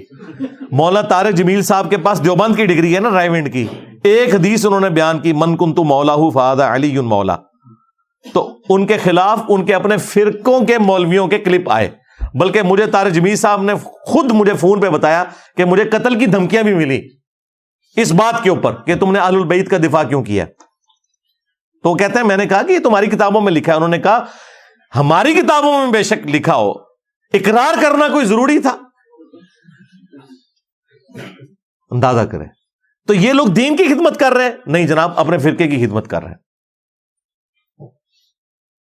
تو یہ ٹوٹل ان کی ڈگری کی اوقات ہے. علمی پوائنٹ نمبر 8، وہ کہتے ہیں جی قرآن میں آیت ہے فَاسْأَلُوا أَهْلَ الذِّكْرِ إِن كُنتُمْ لَا تَعْلَمُونَ. اگر تمہیں علم نہ ہو تو تم اہل ذکر سے جو اس فیلڈ کے ایکسپرٹ ہیں ان سے پوچھ لیا کرو. بالکل ہم مانتے ہیں اس بات کو، لیکن فیلڈ کے ایکسپرٹ سے ہم یہ نہیں پوچھیں گے کہ سر آپ کی کیا رائے ہے. فیلڈ کے ایکسپرٹ سے پوچھیں گے کہ بتائیں اس فیلڈ میں اس وقت جو سائنس ترقی کر گئی ہے وہ کیا کہتی ہے. قرآن حکیم میں 6000 سے کچھ زائد آیات ہیں، ان میں سے 1000 کے قریب آیات فزیکل فینومینا آف نیچر کے اوپر ہیں، قدرت کے جو قوانین ہیں، سائنٹیفک فیکٹ سے ریلیٹڈ ہیں، جیولوجی سے، ایسٹرونومی سے، ایمبریولوجی سے، باٹنی سے. اس کے لیے ظاہر ہے ہم نے مفتی تقی عثمانی صاحب سے یا مفتی منیب صاحب سے تو نہیں پوچھنا، ان کو تو شاید جیولوجی کے اسپیلنگ بھی نہ صحیح آتے ہوں. تو کیا جب جیولوجی کا مسئلہ قرآن کی آیات کا ہم کسی جیولوجسٹ سے نان مسلم سے جا کے پوچھیں گے تو اس کا مطلب یہ ہوگا کہ وہ نان مسلم جو ہے وہ مفتی تقی عثمانی یا مفتی منیب الرحمان سے بڑا عالم دین ہو گیا. آپ کی ڈیفینیشن میں تو یہی مطلب ہے، کیونکہ انہیں نہیں آتا اسے آتا ہے. لیکن یہ پتہ کیا کہیں گے؟ نہیں اس فیلڈ میں وہ ماہر ہیں بھائی، ان کے پاس تو ڈگری نہیں ہے. نہیں ڈگری نہیں ہے لیکن بات وہ ٹھیک کر رہے ہیں. ہاں تو وہی کرائٹیریا جو ہم آپ سے منوانا چاہتے تھے وہ آپ مان لیں گے. پرفیکٹ عالم تو کوئی بھی نہیں ہوگا. ایک دوسرے سے ہی سیکھ کے ہم حقیقت تک پہنچنے کی کوشش کریں گے. البتہ ایز فار ایز نصیحت از کنسرنڈ وہ ہر انسان کو سمجھ آئے گی، خواہ وہ ان پڑھ ہو، جاہل ہو، ڈگری والا ہو، بغیر ڈگری والا ہو. اور اسی کے بارے میں قرآن میں آیا وَلَقَدْ يَسَّرْنَا الْقُرْآنَ لِلذِّكْرِ فَهَلْ مِن مُدَّكِرٍ. ہم نے قرآن کو نصیحت حاصل کرنے کے لیے آسان کر دیا ہے کوئی نصیحت حاصل کرنے والا؟ ایک ہی صورت میں 4 دفعہ ایٹ لیسٹ کم از کم یہ آیت ریپیٹ ہوئی ہے. اچھا یہ کہیں نہیں ہے کہ ہم نے قرآن کو سمجھنے کے لیے مشکل کر دیا ہے، تو ہے کوئی علماء کا دامن کرم تھامنے والا؟ یہ نہیں لکھا ہوا، یہ لکھا ہوا ہے، ہماری بات تو لکھی ہوئی ہے قرآن میں، ان کی بات کہیں نہیں لکھی ہوئی۔ باقی ٹھیک ہے، ڈیٹیلز کے لیے آپ نے ہر فیلڈ کے ایکسپرٹ کے پاس ہی جانا ہے، ہم بھی یہی کہتے ہیں، ہم تو کہتے ہیں پوچھو علماء کو، کتنے لکھے آ جائے، علماء سے ہی پوچھنا ہے، بتائیں کہاں لکھا ہوا ہے، یہ جو آپ بات کر رہے ہیں کہاں پہ لکھی ہوئی ہے، ریفرنس دیں ہمیں، قرآن و سنت سے پیش کریں۔ اسی طریقے سے سائنس کی فیلڈ میں بھی جب آپ جاتے ہیں وہ بتاتے ہیں جی لیٹسٹ تحقیق اس وقت یہ ہے، اگر آپ نے کوئی علاج کروانا ہے تو وہ بتائیں گے کہ جی اس کا علاج اس طریقے سے بھی ہو سکتا ہے، یہ آپریشن جو ہے وہ لیزر کے ذریعے بھی ہو سکتا ہے، یہ آپریشن جو ہے وہ سرجری کے ذریعے ہوگا، پوری ڈیٹیلز آپ کو بتاتے ہیں نا، بریف کرتے ہیں۔ تو دین کے معاملے میں آ کے ڈگریوں کے چکر میں پڑ جاتے ہیں، لہٰذا اس حوالے سے بھی یہ میں نے کلیریفیکیشن دے دی۔ اور یہاں پر یہ بات میں کلیئر کر دوں کہ آپ نے تمام علماء کو پوچھنا ہے۔ اگر کوئی قادیانی پوری زندگی صرف قادیانی علماء سے پوچھے گا، کبھی بھی ختم نبوت نہیں سمجھ سکتا، اور توحید کو بگاڑ کر جس طریقے سے ہمارے بریلوی مکتب اور شیعہ مکتب کے علماء نے پیش کیا، اگر آپ ان کی توحید سمجھتے رہیں گے تو آپ کو کبھی توحید سمجھ نہیں آئے گی۔ باقیوں سے بھی پوچھنا ہے، اور پھر صرف پوچھنے پہ اکتفا نہیں، ریفرنس چیک کرنا ہے۔ اگر کسی کے ماں باپ قادیانی ہیں تو وہ قادیانی مر جائے گا، ادھر سارے کہیں گے نہیں نہیں اس کو تحقیق کرنی چاہیے، تو سرکار جو جدھر لگا ہوا ہے اس کو وہاں پہ تحقیق کرنی چاہیے کہ حق بات کیا ہے۔ تمام علماء سے پوچھیں، ان کے ریفرنسز لیں اور وہ چیک کریں، پھر کتابوں کو فائنل اتھارٹی مانیں، کیونکہ عزتیں ان بزرگوں نے کتابوں کے نام پہ اویل کی ہیں، یہ یاد رکھیے گا۔ اگر کوئی بزرگ اپنی کتاب کا غدار ہو گیا تو اس کی عزت ختم، ہاں یہ ذہن میں رکھیے گا۔ ریفرنس بھی ہمیں کتابوں سے آپ نے دینا ہے، بابوں سے نہیں دینا۔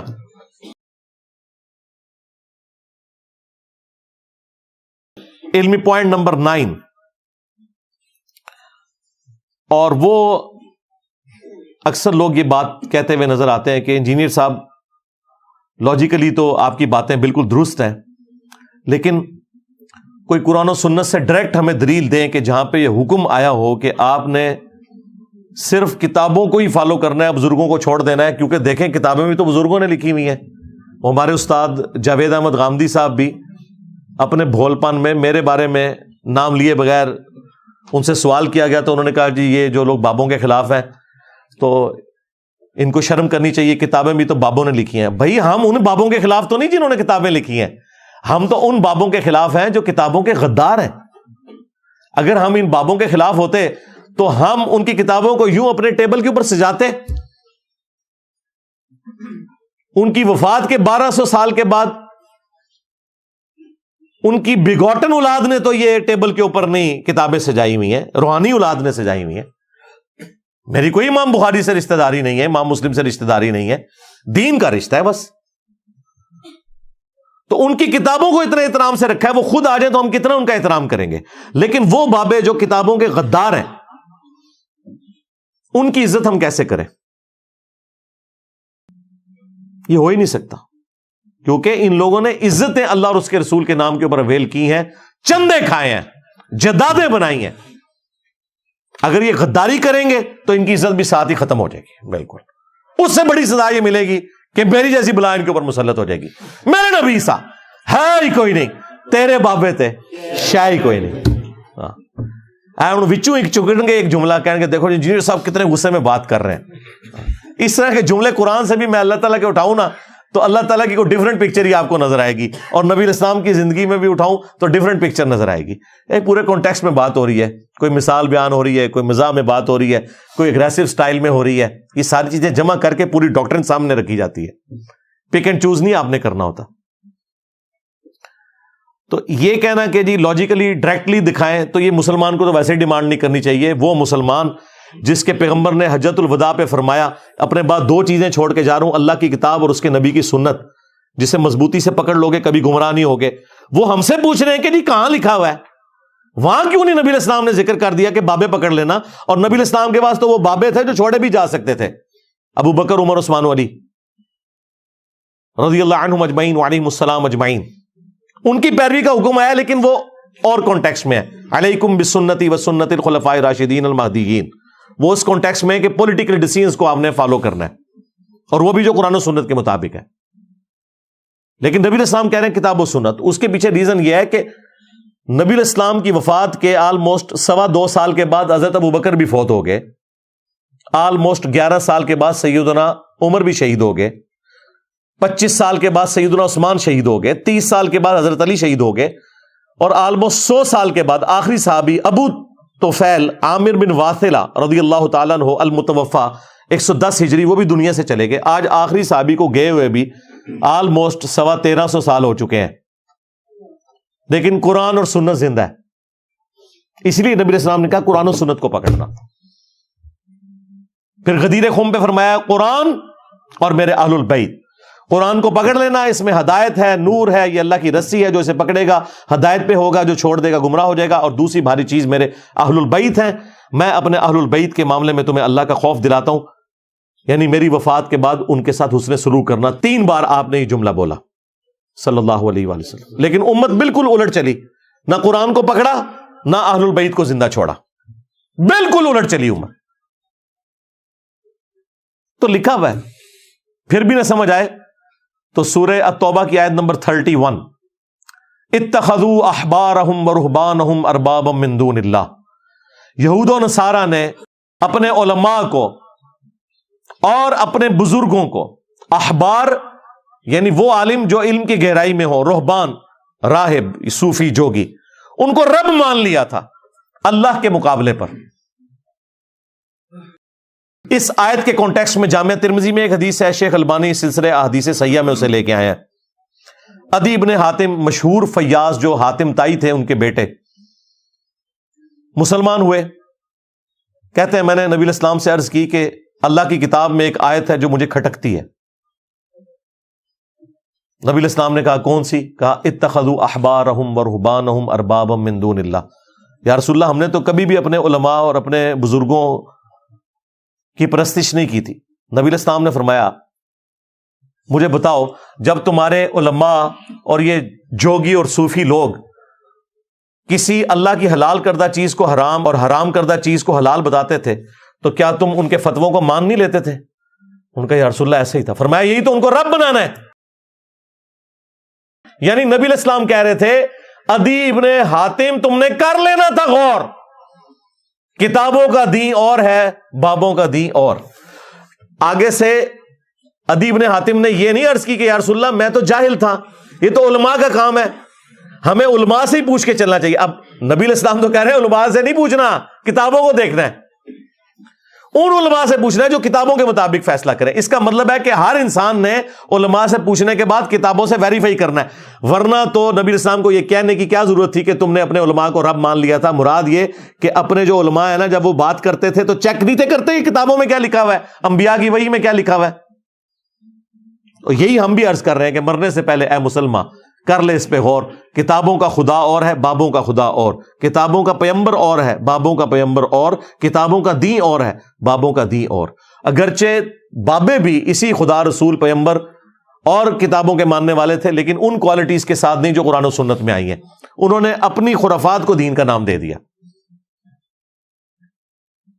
حتیٰ کہ نبی صلی اللہ علیہ وآلہ وسلم کو جب اللہ تعالیٰ نے کفار کے ساتھ بحث کرنے کے حوالے سے ایجوکیٹ کیا تو سورۃ الاحقاف میں فرمایا کہ ان کافروں سے کہو ایتونی بکتاب من قبل ھذا او اثارۃ من علم ان کنتم صادقین. اے نبی ان سے فرماؤ اگر قرآن کو نہیں مانتے نا تو اس کتاب سے پہلے جتنی الہامی کتابیں نازل ہوئی ہیں نا وہ لے آؤ, یا انبیاء کے آثار یعنی سنت, اس کا ریٹن ریکارڈ حدیث. کہتے ہیں نہیں حدیث کا ذکر کدھر ہے؟ قرآن میں موجود ہے. اگر تم سچے ہو, یعنی اگر تم اپنے دلائل میں سچے ہو, اس قرآن کو نہیں مانتے, تو اپنی الہامی کتابیں اور انبیاء کے آثار سنت لے آؤ. بتاؤ اس میں کہاں لکھا ہوا ہے کہ اللہ کے ساتھ کسی کو شریک ٹھہرایا جا سکتا ہے؟ نبی علیہ السلام کو اللہ تعالیٰ یہ سکھا رہا ہے کہ کتابوں سے بات کرنی ہے.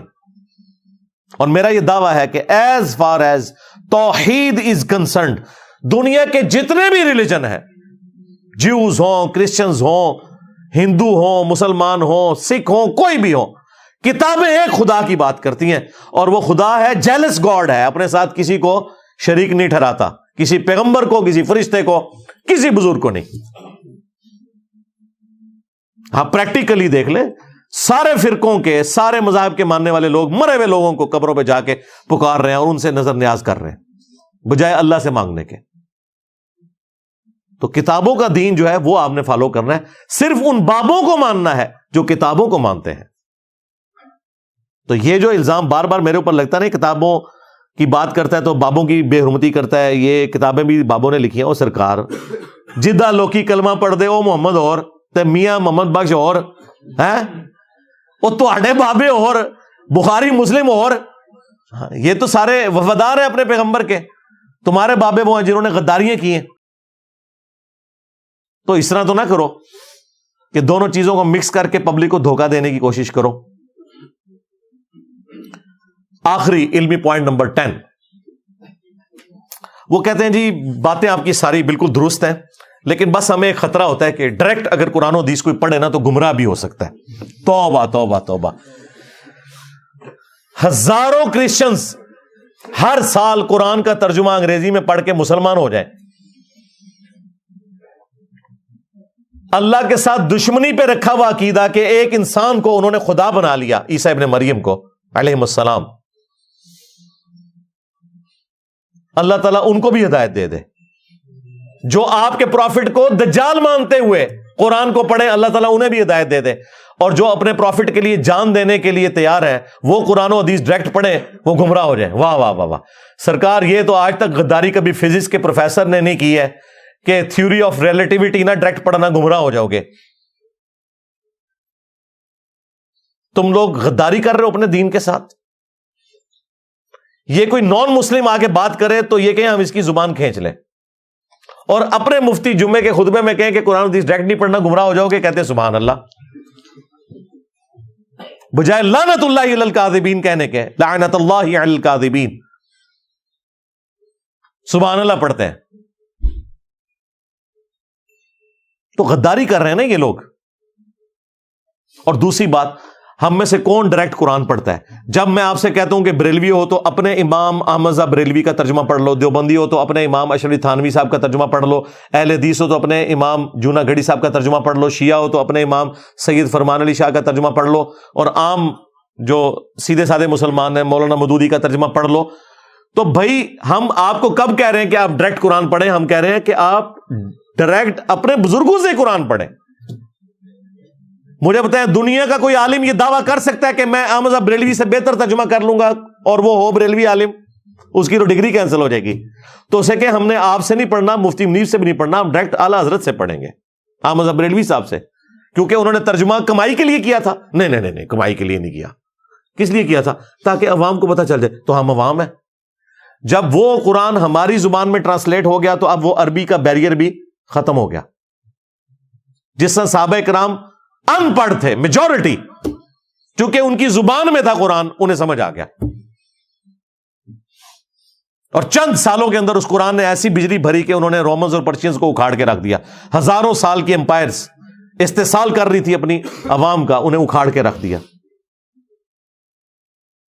تو جب ہماری زبان میں قرآن ٹرانسلیٹ ہو گیا تو ہم اسی عالم سے پڑھ رہے ہیں جس نے ترجمہ کیا ہے، ڈائریکٹ کوئی بھی نہیں پڑھ رہا۔ یہ الزام لگانا بند کرو، جھوٹ بولتے ہو تم۔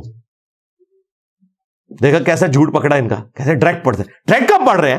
بخاری مسلم کا ترجمہ انجینئر صاحب نے کیا ہے، ہر فرقے نے اپنا اپنا کیا ہوا، پڑھ لو جو مرضی پڑھ لو، نماز کا طریقہ وہی نکلنا ہے جو بخاری مسلم میں لکھا ہوا ہے، جتنی مرضی دو نمبری کرنی ہے کر لو۔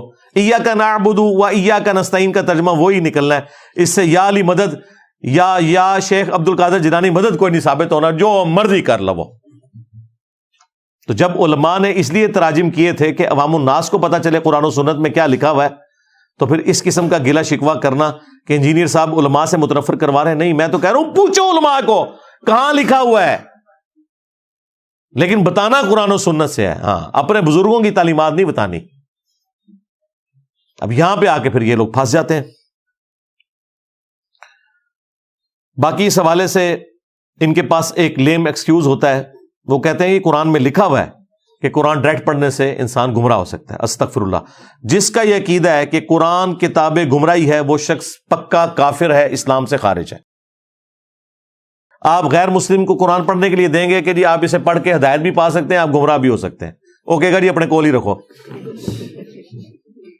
آج غیر مسلم کو ہم کیا کہہ رہے ہیں کہ قرآن پڑھو، اور دیکھو توحید جو اس کے اندر بیان ہوئی ہے، قرآن میں کہاں لکھا ہے؟ قرآن میں تو لکھا ہے ھدی للناس وبینات من الہدی والفرقان، یہ پوری انسانیت کے لیے ہدایت ہے کتاب، اور اس میں روشن دلائل ہیں، اور یہ حق اور باطل میں تمیز کرنے والی کتاب ہے۔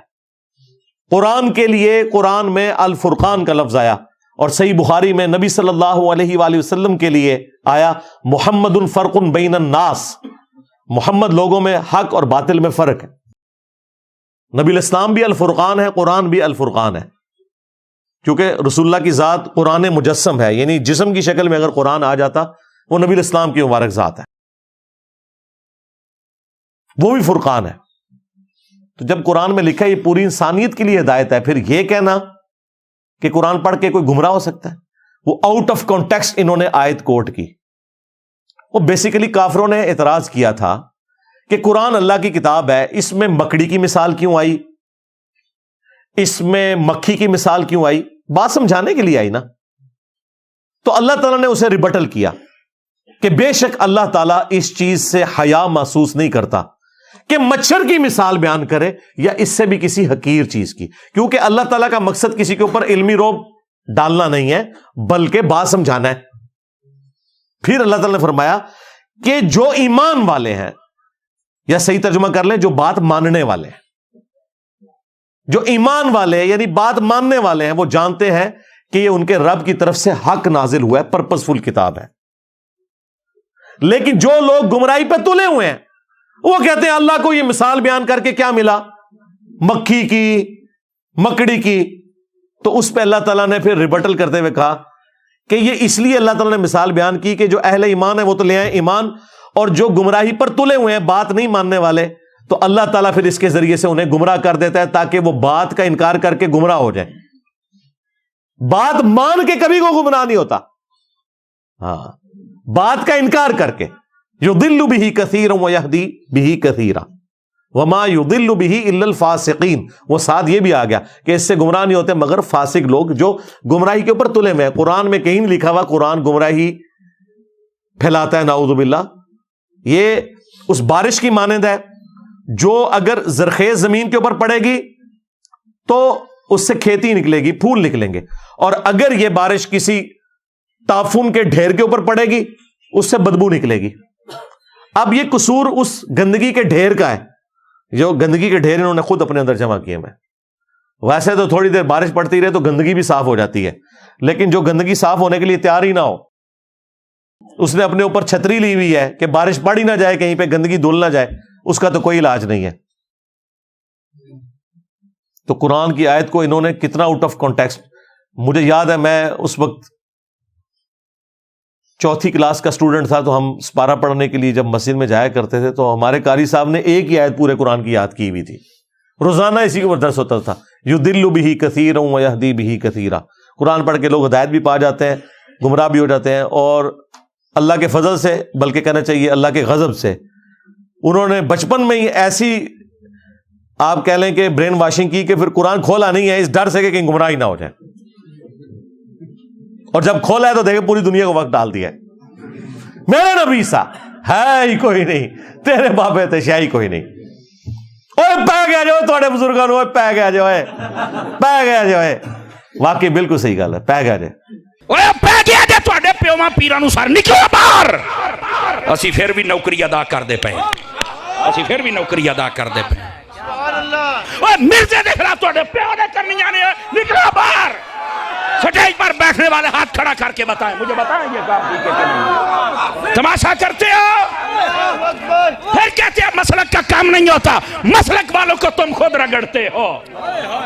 اور جڑا تواڈے پیواں نوں پے گیا ہن تسی چوپ بیٹھے ہو، اور نکلو باہر۔ تواڈے بزرگ پے رہے نے دین نوں، تے اللہ تعالیٰ نے پھر انہاں دے اوتے کسی نوں مسلط تے کرنا سی نا۔ تو یہ دیکھیں کتنی بڑی غداری کہ جی گمراہ کر دیتا ہے قرآن، یہ آؤٹ آف کانٹیکسٹ انہوں نے کوٹ کیا۔ اچھا پھر اس کو بھی مان لیں گے، پھر کہیں گے دیکھیں جی گدھے کے اوپر آپ کتابیں لاد دینا، تو اس سے کوئی عالم تو نہیں بن جاتا. قرآن میں لکھا ہوا ہے کہ جی علماء یہود کی مثال گدھوں کی سی ہے، جس طرح گدھوں پر کتابیں لدی ہوتی ہیں. اوے گدھو، یہ تمہاری مثال ہے. ہاں،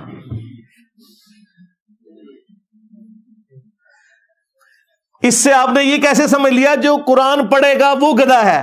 اللہ تعالیٰ کہہ رہا ہے کہ جس کے شوکیس میں قرآن، بخاری، مسلم رکھے ہوئے ہیں، اگر وہ شوکیس میں ہی رہنے دے اور اسے نہ پڑھے تو وہ گدھے کی مثال ہے. جس طرح گدھے کے اوپر آپ کتاب لاد دیں، وہ اس کتاب سے استفادہ نہیں کر سکتا، صرف بوجھ اٹھاتا ہے. ان کے شوکیسوں نے بوجھ اٹھائے ہوئے کتابوں کے، پڑھتے نہیں ہیں. اسی کتاب سے آپ کو نماز کا طریقہ نہیں بتا سکتے بخاری مسلم سے، کیونکہ یہ حنفی ہیں، اس کے خلاف نکلے گا. تو یہ تمہاری مثال بیان ہوئی بھی ہے کہ جس طرح علماء یہود نے صرف اسرائیلی کتابوں کا بوجھ اٹھایا ہوا تھا، ان کتابوں کو پڑھ کے انہوں نے پیغمبر آخر الزمان کو نہیں پہچانا صلی اللہ علیہ وآلہ وسلم، اور سب سے پہلے کافر ہو گئے اس پیغمبر کے. تو یہ علماء بھی انہی علماء یہود کی مانند ہے کہ کتابیں تو شوکیسوں میں رکھی ہیں، استفادہ نہیں کر سکے. سمجھ رہے ہیں نا میری بات؟ ہاں، تو یہ گدھوں کی مثال ان کی بیان ہوئی ہے. جو کتاب پڑھ لے وہ گدھا نہیں ہے، جو کتاب اٹھائی رکھے اس سے استفادہ نہ کرے، شوکیس میں رکھے، اس کو بھی چھوٹا سا تالا لگا کے کہ میری غیر موجودگی میں بھی نہ کوئی کھول لے، وہ ہے گدھوں کی مثال. یعنی کہ آپ لوگ بزرگان دین انورٹڈ کاماس کے اندر، اور یہ گدھے کی مثال صحیح بخاری اور مسلم میں نبی الاسلام نے اپنی امت کے علماء سوء کے لیے بیان بھی کی ہے کہ میں نے اپنی امت کے وائزین کو جہنم میں انتڑیوں کے ساتھ، یعنی یہ جو انتڑیاں انسان کے اندر ہوتی ہیں نا، ان کے ساتھ کولو کے گدے کی طرح چکر کاٹتے ہوئے دیکھا ہے. اگلے زمانوں میں یہ گندم کو ان کے سٹوں سے دانوں کو الگ کرنے کے لیے نا اس کے اوپر گدے چلائے جاتے تھے، کہیں پہ بیل چلائے جاتے تھے. تو نبی السلام نے کہا میں نے اپنی امت کے وائزین جہنم میں دیکھے ہیں اپنی انتڑیوں کے گرد یوں چکر کاٹ رہے ہیں، اور اہل جہنم ان کے گرد جمع ہوں گے اور کہیں گے کہ حضرت صاحب تسی بھی؟ ہاں، یہ لکھا ہوا ہے کہ تو ہمیں بتایا کرتا تھا کہ یہ کام کرنے سے بندہ جہنم میں پہنچ جائے گا، تو تو بھی وہاں گیا، یعنی ہم نے تو عمل نہیں کیا، چلو تو ہمیں بتاتا تھا. تو وہ آگے سے پھر وہ وائزین کہیں گے کہ افسوس، جو ہم تمہیں کہا کرتے تھے خود بھی ان پہ عمل نہیں کرتے تھے. تو یہ علماء سوء کی مثال بیان ہو رہی ہے گدھے کی، قرآن میں بھی اور بخاری اور مسلم کے اندر بھی. لہذا ان کا یہ بار بار اس چیز کو اٹھانا، یہ پھر ان کے حق میں ہی برا ہوگا. سورۃ الاعراف میں تو اللہ تعالیٰ نے بلعام بن باورا جو ایک یہودی عالم تھا، کتے کی مثال اسے بیان کیا ہے کہ اللہ تعالیٰ فرماتا ہے کہ یہ کتے کی مثال ہے. جیسے کتا ہر وقت زبان ہانپتا رہتا ہے، خواہ اس پہ بوجھ ڈالیں یا نہ ڈالیں اس کی رال ٹپکتی رہتی ہے، یعنی وہ دنیا میں گھر جاتا ہے. ایک یہودی عالم تھا بلعام بن باورا. بلعام بن باورا بھی ہے، بلعام بن باورا بھی، یہ دونوں پروننسیشن اس کے لیے آتی ہیں. المستدرک للحاکم میں ابن مسعود کا قول موجود ہے ایک یہودی عالم کے بارے میں. وہ بھی عورت کے چکر میں پھنس گیا تھا، چاچیوں کے چکر میں، جس طرح علماء بھی چاچیوں کے چکر میں پڑ جاتے ہیں. تو وہ اللہ تعالیٰ ہمارا یہ کتے کی مثال ہے. لہٰذا ہمارے استاد ڈاکٹر اسرار صاحب بھی جب علماء سوء کے لیے کتے کی مثال بیان کرتے تھے، لوگ چڑھتے تھے یہ علماء کو کتا کہہ رہے ہیں. جناب قرآن میں لکھا ہوا ہے علماء سوء کے لیے کتے کی مثال، یہ کوئی نٹوریس مثال نہیں ہے، یہ ذہن میں رکھیے گا. اور ابو داؤد میں حدیث ہے کہ میری امت میں ایسے گروہ پیدا ہوں گے جن میں بدعتیں اس طرح راسخ ہو جائیں گی جیسا کہ باولا کتا کسی کو کاٹ جائے اور اس کے ایک ایک ریشے میں اس کا حلق پہنچ جائے. میری امت میں ایسے گروہ پیدا ہوں گے، ان کے اندر گمراہی ایسے پھیل جائے گی کہ ان کے ایک ایک ریشے تک وہ بدعت پہنچ جائے گی. اب مجھے بتائیں یہ کون سا باولا کتا ہوگا؟ کیا کسی کرکٹر کے کاٹنے سے، کسی اسکواش کے پلیئر کے کاٹنے سے، کسی ہاکی کے پلیئر کے کاٹنے سے دین میں بدعت جاری ہوتی ہے، یا کسی بزرگان دین یا علماء کرام کرائم انگلش والا میں بول دیتا ہوں کہ کاٹنے سے ہوگا؟ یقیناً علماء کرائم ہوں گی. علماء سوء یقیناً علماء کرائم ہی ہوں گے، یعنی کہ علماء سو. ایک ہے علماء پرائم، علماء حق، اور ایک ہے علماء کرائم یعنی علماء سو. تو انہی کا ذکر ہے. تو ابو داؤد شریف میں کتے کی مثال نبی علیہ السلام نے بھی علماء سو کے لیے بیان کر دی. اب اس میں تو میں یعنی اور کتنا بول سکتا ہوں. آخر میں کنکلوڈ کرتا ہوں اپنی گفتگو کو اس آیت کے اوپر جو ہمارے محلے میں جب ایک دیوبندی مفتی صاحب نے ہمارے خلاف ایک جلسہ کروایا تو پورا 2 گھنٹے کا پروگرام ایک آیت کے آدھے ٹکڑے کے اوپر کیا، اور وہ یہ تقلید کے طور پہ پیش کرتے ہیں. میں چاہ رہا ہوں وہ ساتھ ہی کور کر دوں. قرآن کی آیت ہے یا ایھا الذین آمنوا اطیعوا اللہ واطیعوا الرسول واولی الامر منکم. بس اتنی اس نے آیت پڑھی. 2 گھنٹے آڈینس کے برباد کر کے چلا گیا. ہمارے ایک اسٹوڈنٹ بیٹھے ہوئے تھے جن کی داڑھی بھی نہیں تھی. انہوں نے بعد میں کہا حضرت یہ آیت پوری تو کرنی تھی آپ نے، تو آپ کو جواب مل جاتا. آیت کا ترجمہ ہے کہ اے ایمان والو اطاعت کرو اللہ کی اور اطاعت کرو اس کے رسول کی اور اولو الامر کی بھی اطاعت کرو، یعنی جو تمہارا حکمران ہے، خلیفہ وقت ہے. وہ اولو الامر سے مراد علماء کرام کو لیتے ہیں اور اپنے ائمہ مجتہدین کو لیتے ہیں. کرالری بنا کے چلیں ہم مان لیا جی ان کو بھی آپ لے لیں، کوئی مسئلہ نہیں. تو کہتے ہیں دیکھیں یہاں سے تقلید واجب ہو جاتی ہے. اللہ کی اطاعت ہے رسول کی اور مجتہد کی. ہم کہتے ہیں کہ اگر یہ اطاعت واجب ہے تو اس کے ساتھ اطاعت کا لفظ کیوں نہیں آیا؟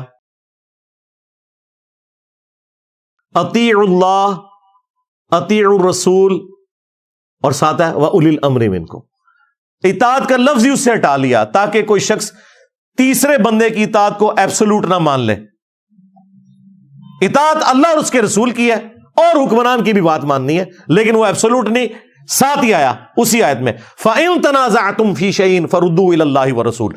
اگر تمہارا اولو الامر سے بھی جھگڑا ہو جائے نا تو معاملے کو پلٹانا ہے تم نے اللہ اور اس کے رسول کی طرف. آج کی ڈیٹ میں قرآن و سنت کی طرف. ظاہر ہمارے سامنے تو نبی اسلام موجود نہیں، ان کی تعلیمات ہے. إِن كُنتُمْ تُؤْمِنُونَ بِاللَّهِ، اگر تم واقعی اللہ پر ایمان رکھتے ہو نا، وَالْيَوْمِ الْآخِرِ، اور آخرت کے دن کے اوپر، ذَلِكَ خَيْرٌ وَأَحْسَنُ تَأْوِيلًا، اسی میں تمہاری خیریت ہے اور اسی کا انجام بہتر ہونے والا ہے کہ تم نے جب کبھی بھی جھگڑا ہو فیصلہ اللہ اور اس کے رسول سے کروانا ہے. جھگڑا کس سے ہوگا؟ کیا اللہ سے ہوگا؟ رسول سے ہوگا؟ نہیں، اولو الامر کے ساتھ جھگڑا ہوگا، یعنی علماء کرام کے ساتھ، یعنی بزرگان دین کے ساتھ. اور اگر کسی کو برا لگے تو دوسرے فرقے کے بزرگان دین کے ساتھ. ہاں اے ہوں ٹھیک کیا جائے، دوسرے فرقوں کے علماء کرام کے ساتھ. ہاں اے ان کا ٹھیک کی تیجیے. تو یہ آیت بالکل واضح ثبوت ہے. جو یہ تقلید کے حق میں پیش کرتے تھے ایک فَاسْأَلُوا أَهْلَ الذِّكْرِ إِن كُنتُمْ لَا تَعْلَمُونَ، وہ تو میں نے پہلے بریف کر دیا، طبیعت ان کی صاف کر دی ہے. تخصص فی التفسیر، اسی تو ہم دس رہے ہیں تفسیر کے ہوندی ہے، ترجمہ بھی نہیں تسی پورا پڑھ دیں. تو وہ جو مفتی ادھر آیا نا ہمارے محلے کی مسجد میں، پورا درس اس کے اوپر دے کے گیا وَأُولِي الْأَمْرِ مِنْكُمْ. بعد میں ہمارے بھائی نے کہا آگے پڑھو، کہتے ہیں جی آگے میرا موضوع ہی نہیں تھا. وہ آیت ایک ہے، موضوع نہیں تھا، بات پوری نہیں. یعنی نماز کے قریب مت جاؤ، یہ میرا موضوع ہے. جب تم نشے کی حالت میں ہو، یہ میرا موضوع ہی نہیں ہے. لو سامو پھر ان کا علاج لو سامو ہی ہے. ٹھیک ہے، کیونکہ وہ پوری کے پوری ڈاکٹر نہیں الٹ جانی تھی نا.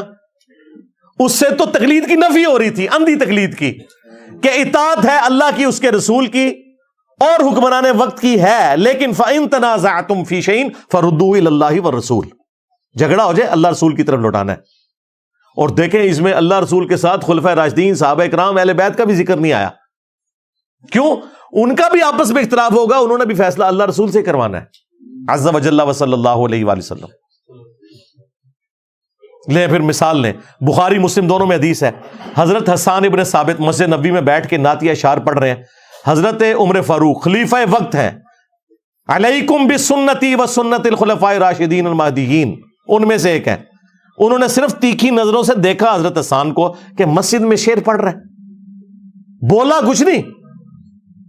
حسان جو کہ شاعر تھے، شاعر دلیر بھی نہیں ہوتے، بڑے نرم دل ہوتے ہیں، رقیق القلب، اور حضرت عمر جیسی پرسنالٹی سامنے ہو تو ویسے ہی انسان جو ہے وہ کانفیڈنس لوز کر جاتا ہے نا. اس سے پہلے کہ حضرت عمر کچھ بولتے، صرف انہوں نے دیکھا تو حضرت حسان نے کہا عمر اس طرح نہ دیکھ میری طرف، تجھ سے بہتر شخص مسجد میں ہوتا تھا، میں انہیں بھی نعتیہ اشعار سناتا تھا. محمد رسول اللہ صلی اللہ علیہ وآلہ وسلم. حضرت عمر تو ایکسپیکٹ ہی نہیں کر رہے تھے کہ یہ کیا ہو گیا. انہوں نے کہا گواہ پیش کر. اچھا اپنی شرمندگی بھی نہیں انہوں نے مطلب چھپانے کی کوشش کی کہ بھئی میں تو ویسے تکن آیا تھا کہ کتنے بندے بیٹھے ہو. یہ کہہ سکتا تھا کوئی بندہ، مکاری کر دیتے ہیں نا یہ لوگ علماء جو ہیں. لیکن خلفائے راشدین بالکل کلین سلیٹ. یعنی انہوں نے کہا جو تو سمجھ رہا ہے نا یہی ہے، میں تجھے غلط نظروں سے ہی دیکھ رہا تھا، تو بتا کہ تیرا گواہ کون ہے. انہوں نے کہا یہ ابو ہریرہ میرے سامنے بیٹھے ہوئے. انہوں نے کہا امیر المومنین میں گواہی دیتا ہوں کہ حضرت حسان نہ صرف نعتیہ اشعار پڑھتے تھے بلکہ اللہ کے محبوب علیہ السلام ان کے لیے دعا کرتے تھے کہ اے اللہ ان کی روح قدس کے ذریعے مدد فرما جس طرح تو نے عیسیٰ ابن مریم کی مدد کی تھی. وَأَيَّدْنَاهُ بِرُوحِ الْقُدُسِ. مسلم میں تو یہاں تک الفاظ ہیں، نبی علیہ السلام کہتے تھے حسان تیرے اشعار جو ہیں ہمارے تیروں سے زیادہ سخت ہیں کافروں کے اوپر. کیونکہ عرب کے لوگوں کو اپنی وہ جو ایک فصیح اللسان ہونے کے اوپر بڑا ایک تھا نا زوم، تو حضرت حسان شعروں کے ذریعے جواب دیتے تھے. نبی علیہ السلام کہتے ہیں تیر وہ کام نہیں کرتے جو تیرے شعر کرتے ہیں. بالکل آپ دیکھ لیں، ان کو تیر مار کے دیکھ لیں یا انہیں کہیں کہ میرے نبی سا ہے ہی کوئی نہیں، تیرے بابے تھے شاہ ہی کوئی نہیں. ہوں پتہ لگے حسان ابن ثابت جب شعر پڑھتے ہوں گے تو کیا اثر ہوگا یہ سلوگنز کا. ہاں انا النبی لا کذب انا ابن عبد المطلب، میں نبی ہوں اس میں کوئی شک نہیں، میں عبد المطلب کا بیٹا ہوں اس میں کوئی شک نہیں. نبی علیہ السلام جب یہ رجز پڑھتے ہوں گے ظاہر ہے اس کا تو ایک رعب ہے. تو حضرت عمر فاروق وہاں سے چلے گئے. اس ایک واقعے سے اتنے مدنی پھول نکلتے ہیں. نمبر 1، بڑے سے بڑا شخص ہو، خواہ وہ خلیفہ راشدی کیوں نہ ہو، ایسا ہو سکتا ہے کہ اس تک کوئی حدیث نہ پہنچی ہو تو سرکار پھر تواڈے امام تے شاہ ہی کوئی نہیں. اگر حضرت عمر کا یہ حال ہے، عمر کے جیسا ہے ہی کوئی نہیں، تیرے امام تے شاہ ہی کوئی نہیں. نمبر 2، سیدنا عمر کی سنت ہے کہ جب حدیث سنو تو فوراً سر تسلیم خم کرو، پھر اپنی بزرگی کو، اپنے خلیفہ راشد ہونے کو نہ دیکھو. ہاں.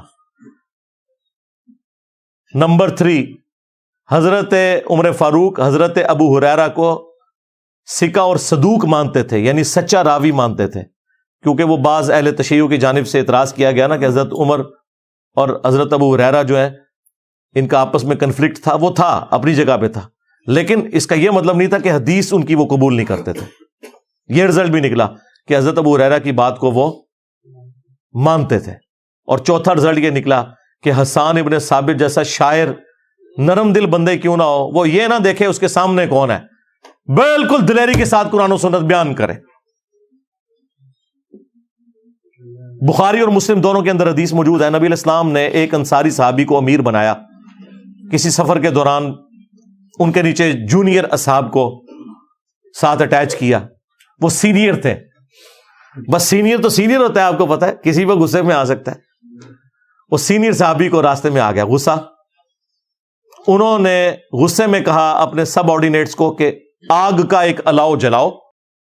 جب وہ الاؤ جل گیا بہت بڑا آگ کا، تو اس نے کہا کہ چونکہ میں تمہارا امیر ہوں، میری اطاعت رسول اللہ کی اطاعت اور رسول اللہ کی اطاعت اللہ کی اطاعت ہے، میری نافرمانی رسول اللہ کی نافرمانی اور رسول اللہ کی نافرمانی اللہ کی نافرمانی ہے عز و جل و صلی اللہ علیہ وآلہ وسلم. میں تمہیں حکم دیتا ہوں کہ اس آگ میں کود جاؤ.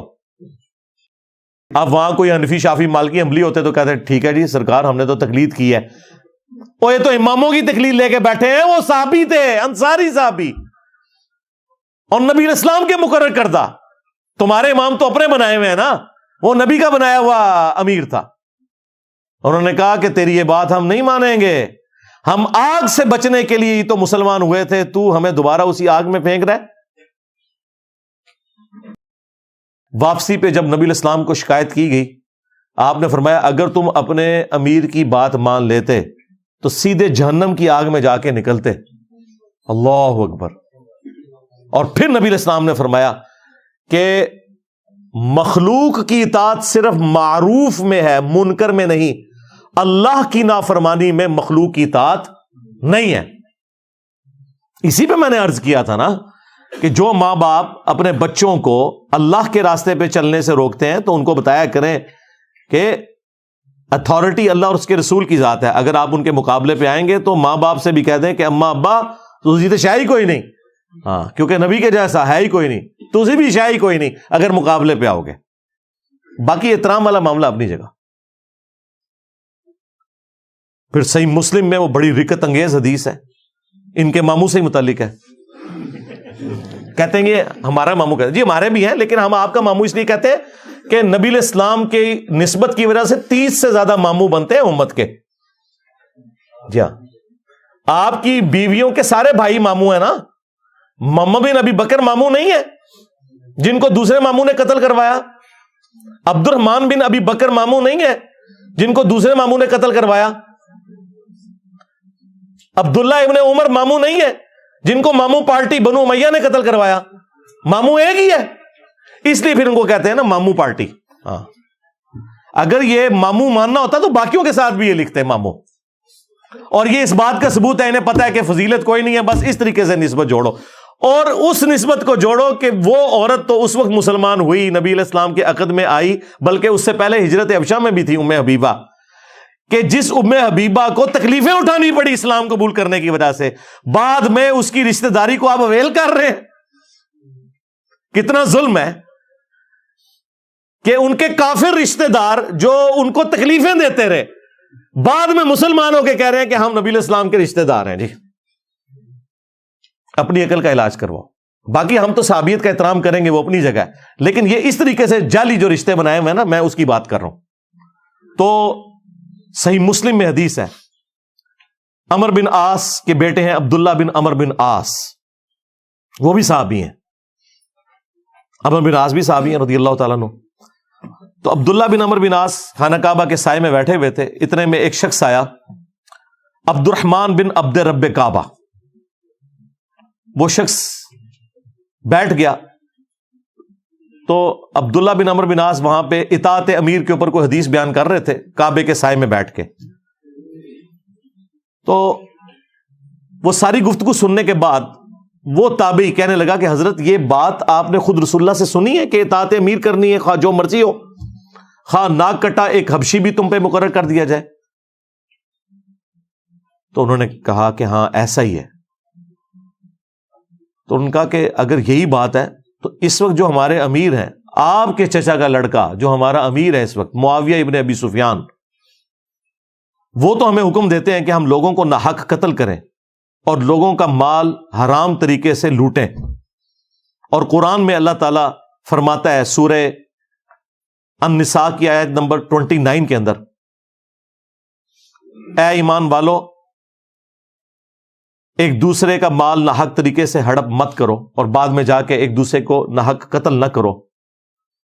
اب آپ ہمیں بتائیں کہ ہم اللہ کی بات مانیں یا آپ کے چچا کے لڑکے معاویہ کی بات مانیں جو کہ امیر ہے, اور آپ ہمیں کہہ رہے ہیں اطاعت امیر کرنی ہے. اب اتنا بڑا چھکا ایک تابعی مار رہا ہے. تو وہ صحابی تھے, خاموش ہو گئے تھوڑی دیر, پھر سر اٹھا کے کہا کہ معاویہ کی اطاعت کرو ان کاموں میں جس میں وہ اللہ کے حکم کے مطابق چلائے, اور جہاں وہ اللہ کی نافرمانی کرے تم اس کی نافرمانی کرو. اور آندھا کے بعد انجینئر کی ساری ویڈیوز اپنے لیپ ٹاپ سے ڈیلیٹ کر دو. یہ آج کے ڈیٹ میں اس میں ایڈ کرنا ہے, کیونکہ اس طرح کی حدیثیں تو میں ہی بیان کرتا ہوں نا, اور یہ حدیثیں میں نے امام مسلم سے میں نے خود گن پوائنٹ پہ داخل کروائی تھی. جس طرح بخاری کی 2812 امام بخاری سے گن پوائنٹ پہ میں نے داخل کرائی تھی نا, تقتلہ الفئۃ الباغیہ, ٹھیک ہے نا, اہل حدیث. یہ میں جوک کے طور پہ بات کر رہا ہوں. تو یہ مسلمان کا ایٹیچیوڈ ہونا چاہیے کہ اگر حاکم وقت بھی ہے, صحابی بھی ہے, ایک تابعی بھی کہہ سکتا ہے کہ قرآن کے خلاف تو چلا رہا ہے, تو قتل نہ حق کا حکم دیتا ہے, تو حرام خوری کا حکم دیتا ہے, تیری بات نہیں مانی جائے گی. تیرا مرتبہ اپنی جگہ ٹھیک ہے, مرتبے کا تعلق اللہ اور بندے کا ہے, مخلوق کے ساتھ کسی مرتبے کا کوئی لینا دینا نہیں بھائی. مخلوق نے تو اطاعت کرنی ہے اللہ کی اور اس کے رسول کی عز وجل و صلی اللہ علیہ وآلہ وسلم. میرا خیال ہے میں نے تو یہ آلموسٹ 2 گھنٹے اس کوشچن کے اوپر لگا دیے. ابھی بھی اس میں کئی باتیں میں اور بھی بیان کر سکتا تھا. میرا خیال ہے یہ کافی ہے خوراک اس حوالے سے. انشاءاللہ تمام مفتی اکرام کو اس حوالے سے صبر آ جائے گا انشاءاللہ تعالی. صلوا علی محمد وآل محمد اللہم صلی علی محمد وعلی آل محمد واصحاب محمد وازواج محمد وامت محمد اجمعین الی یوم الدین آمین.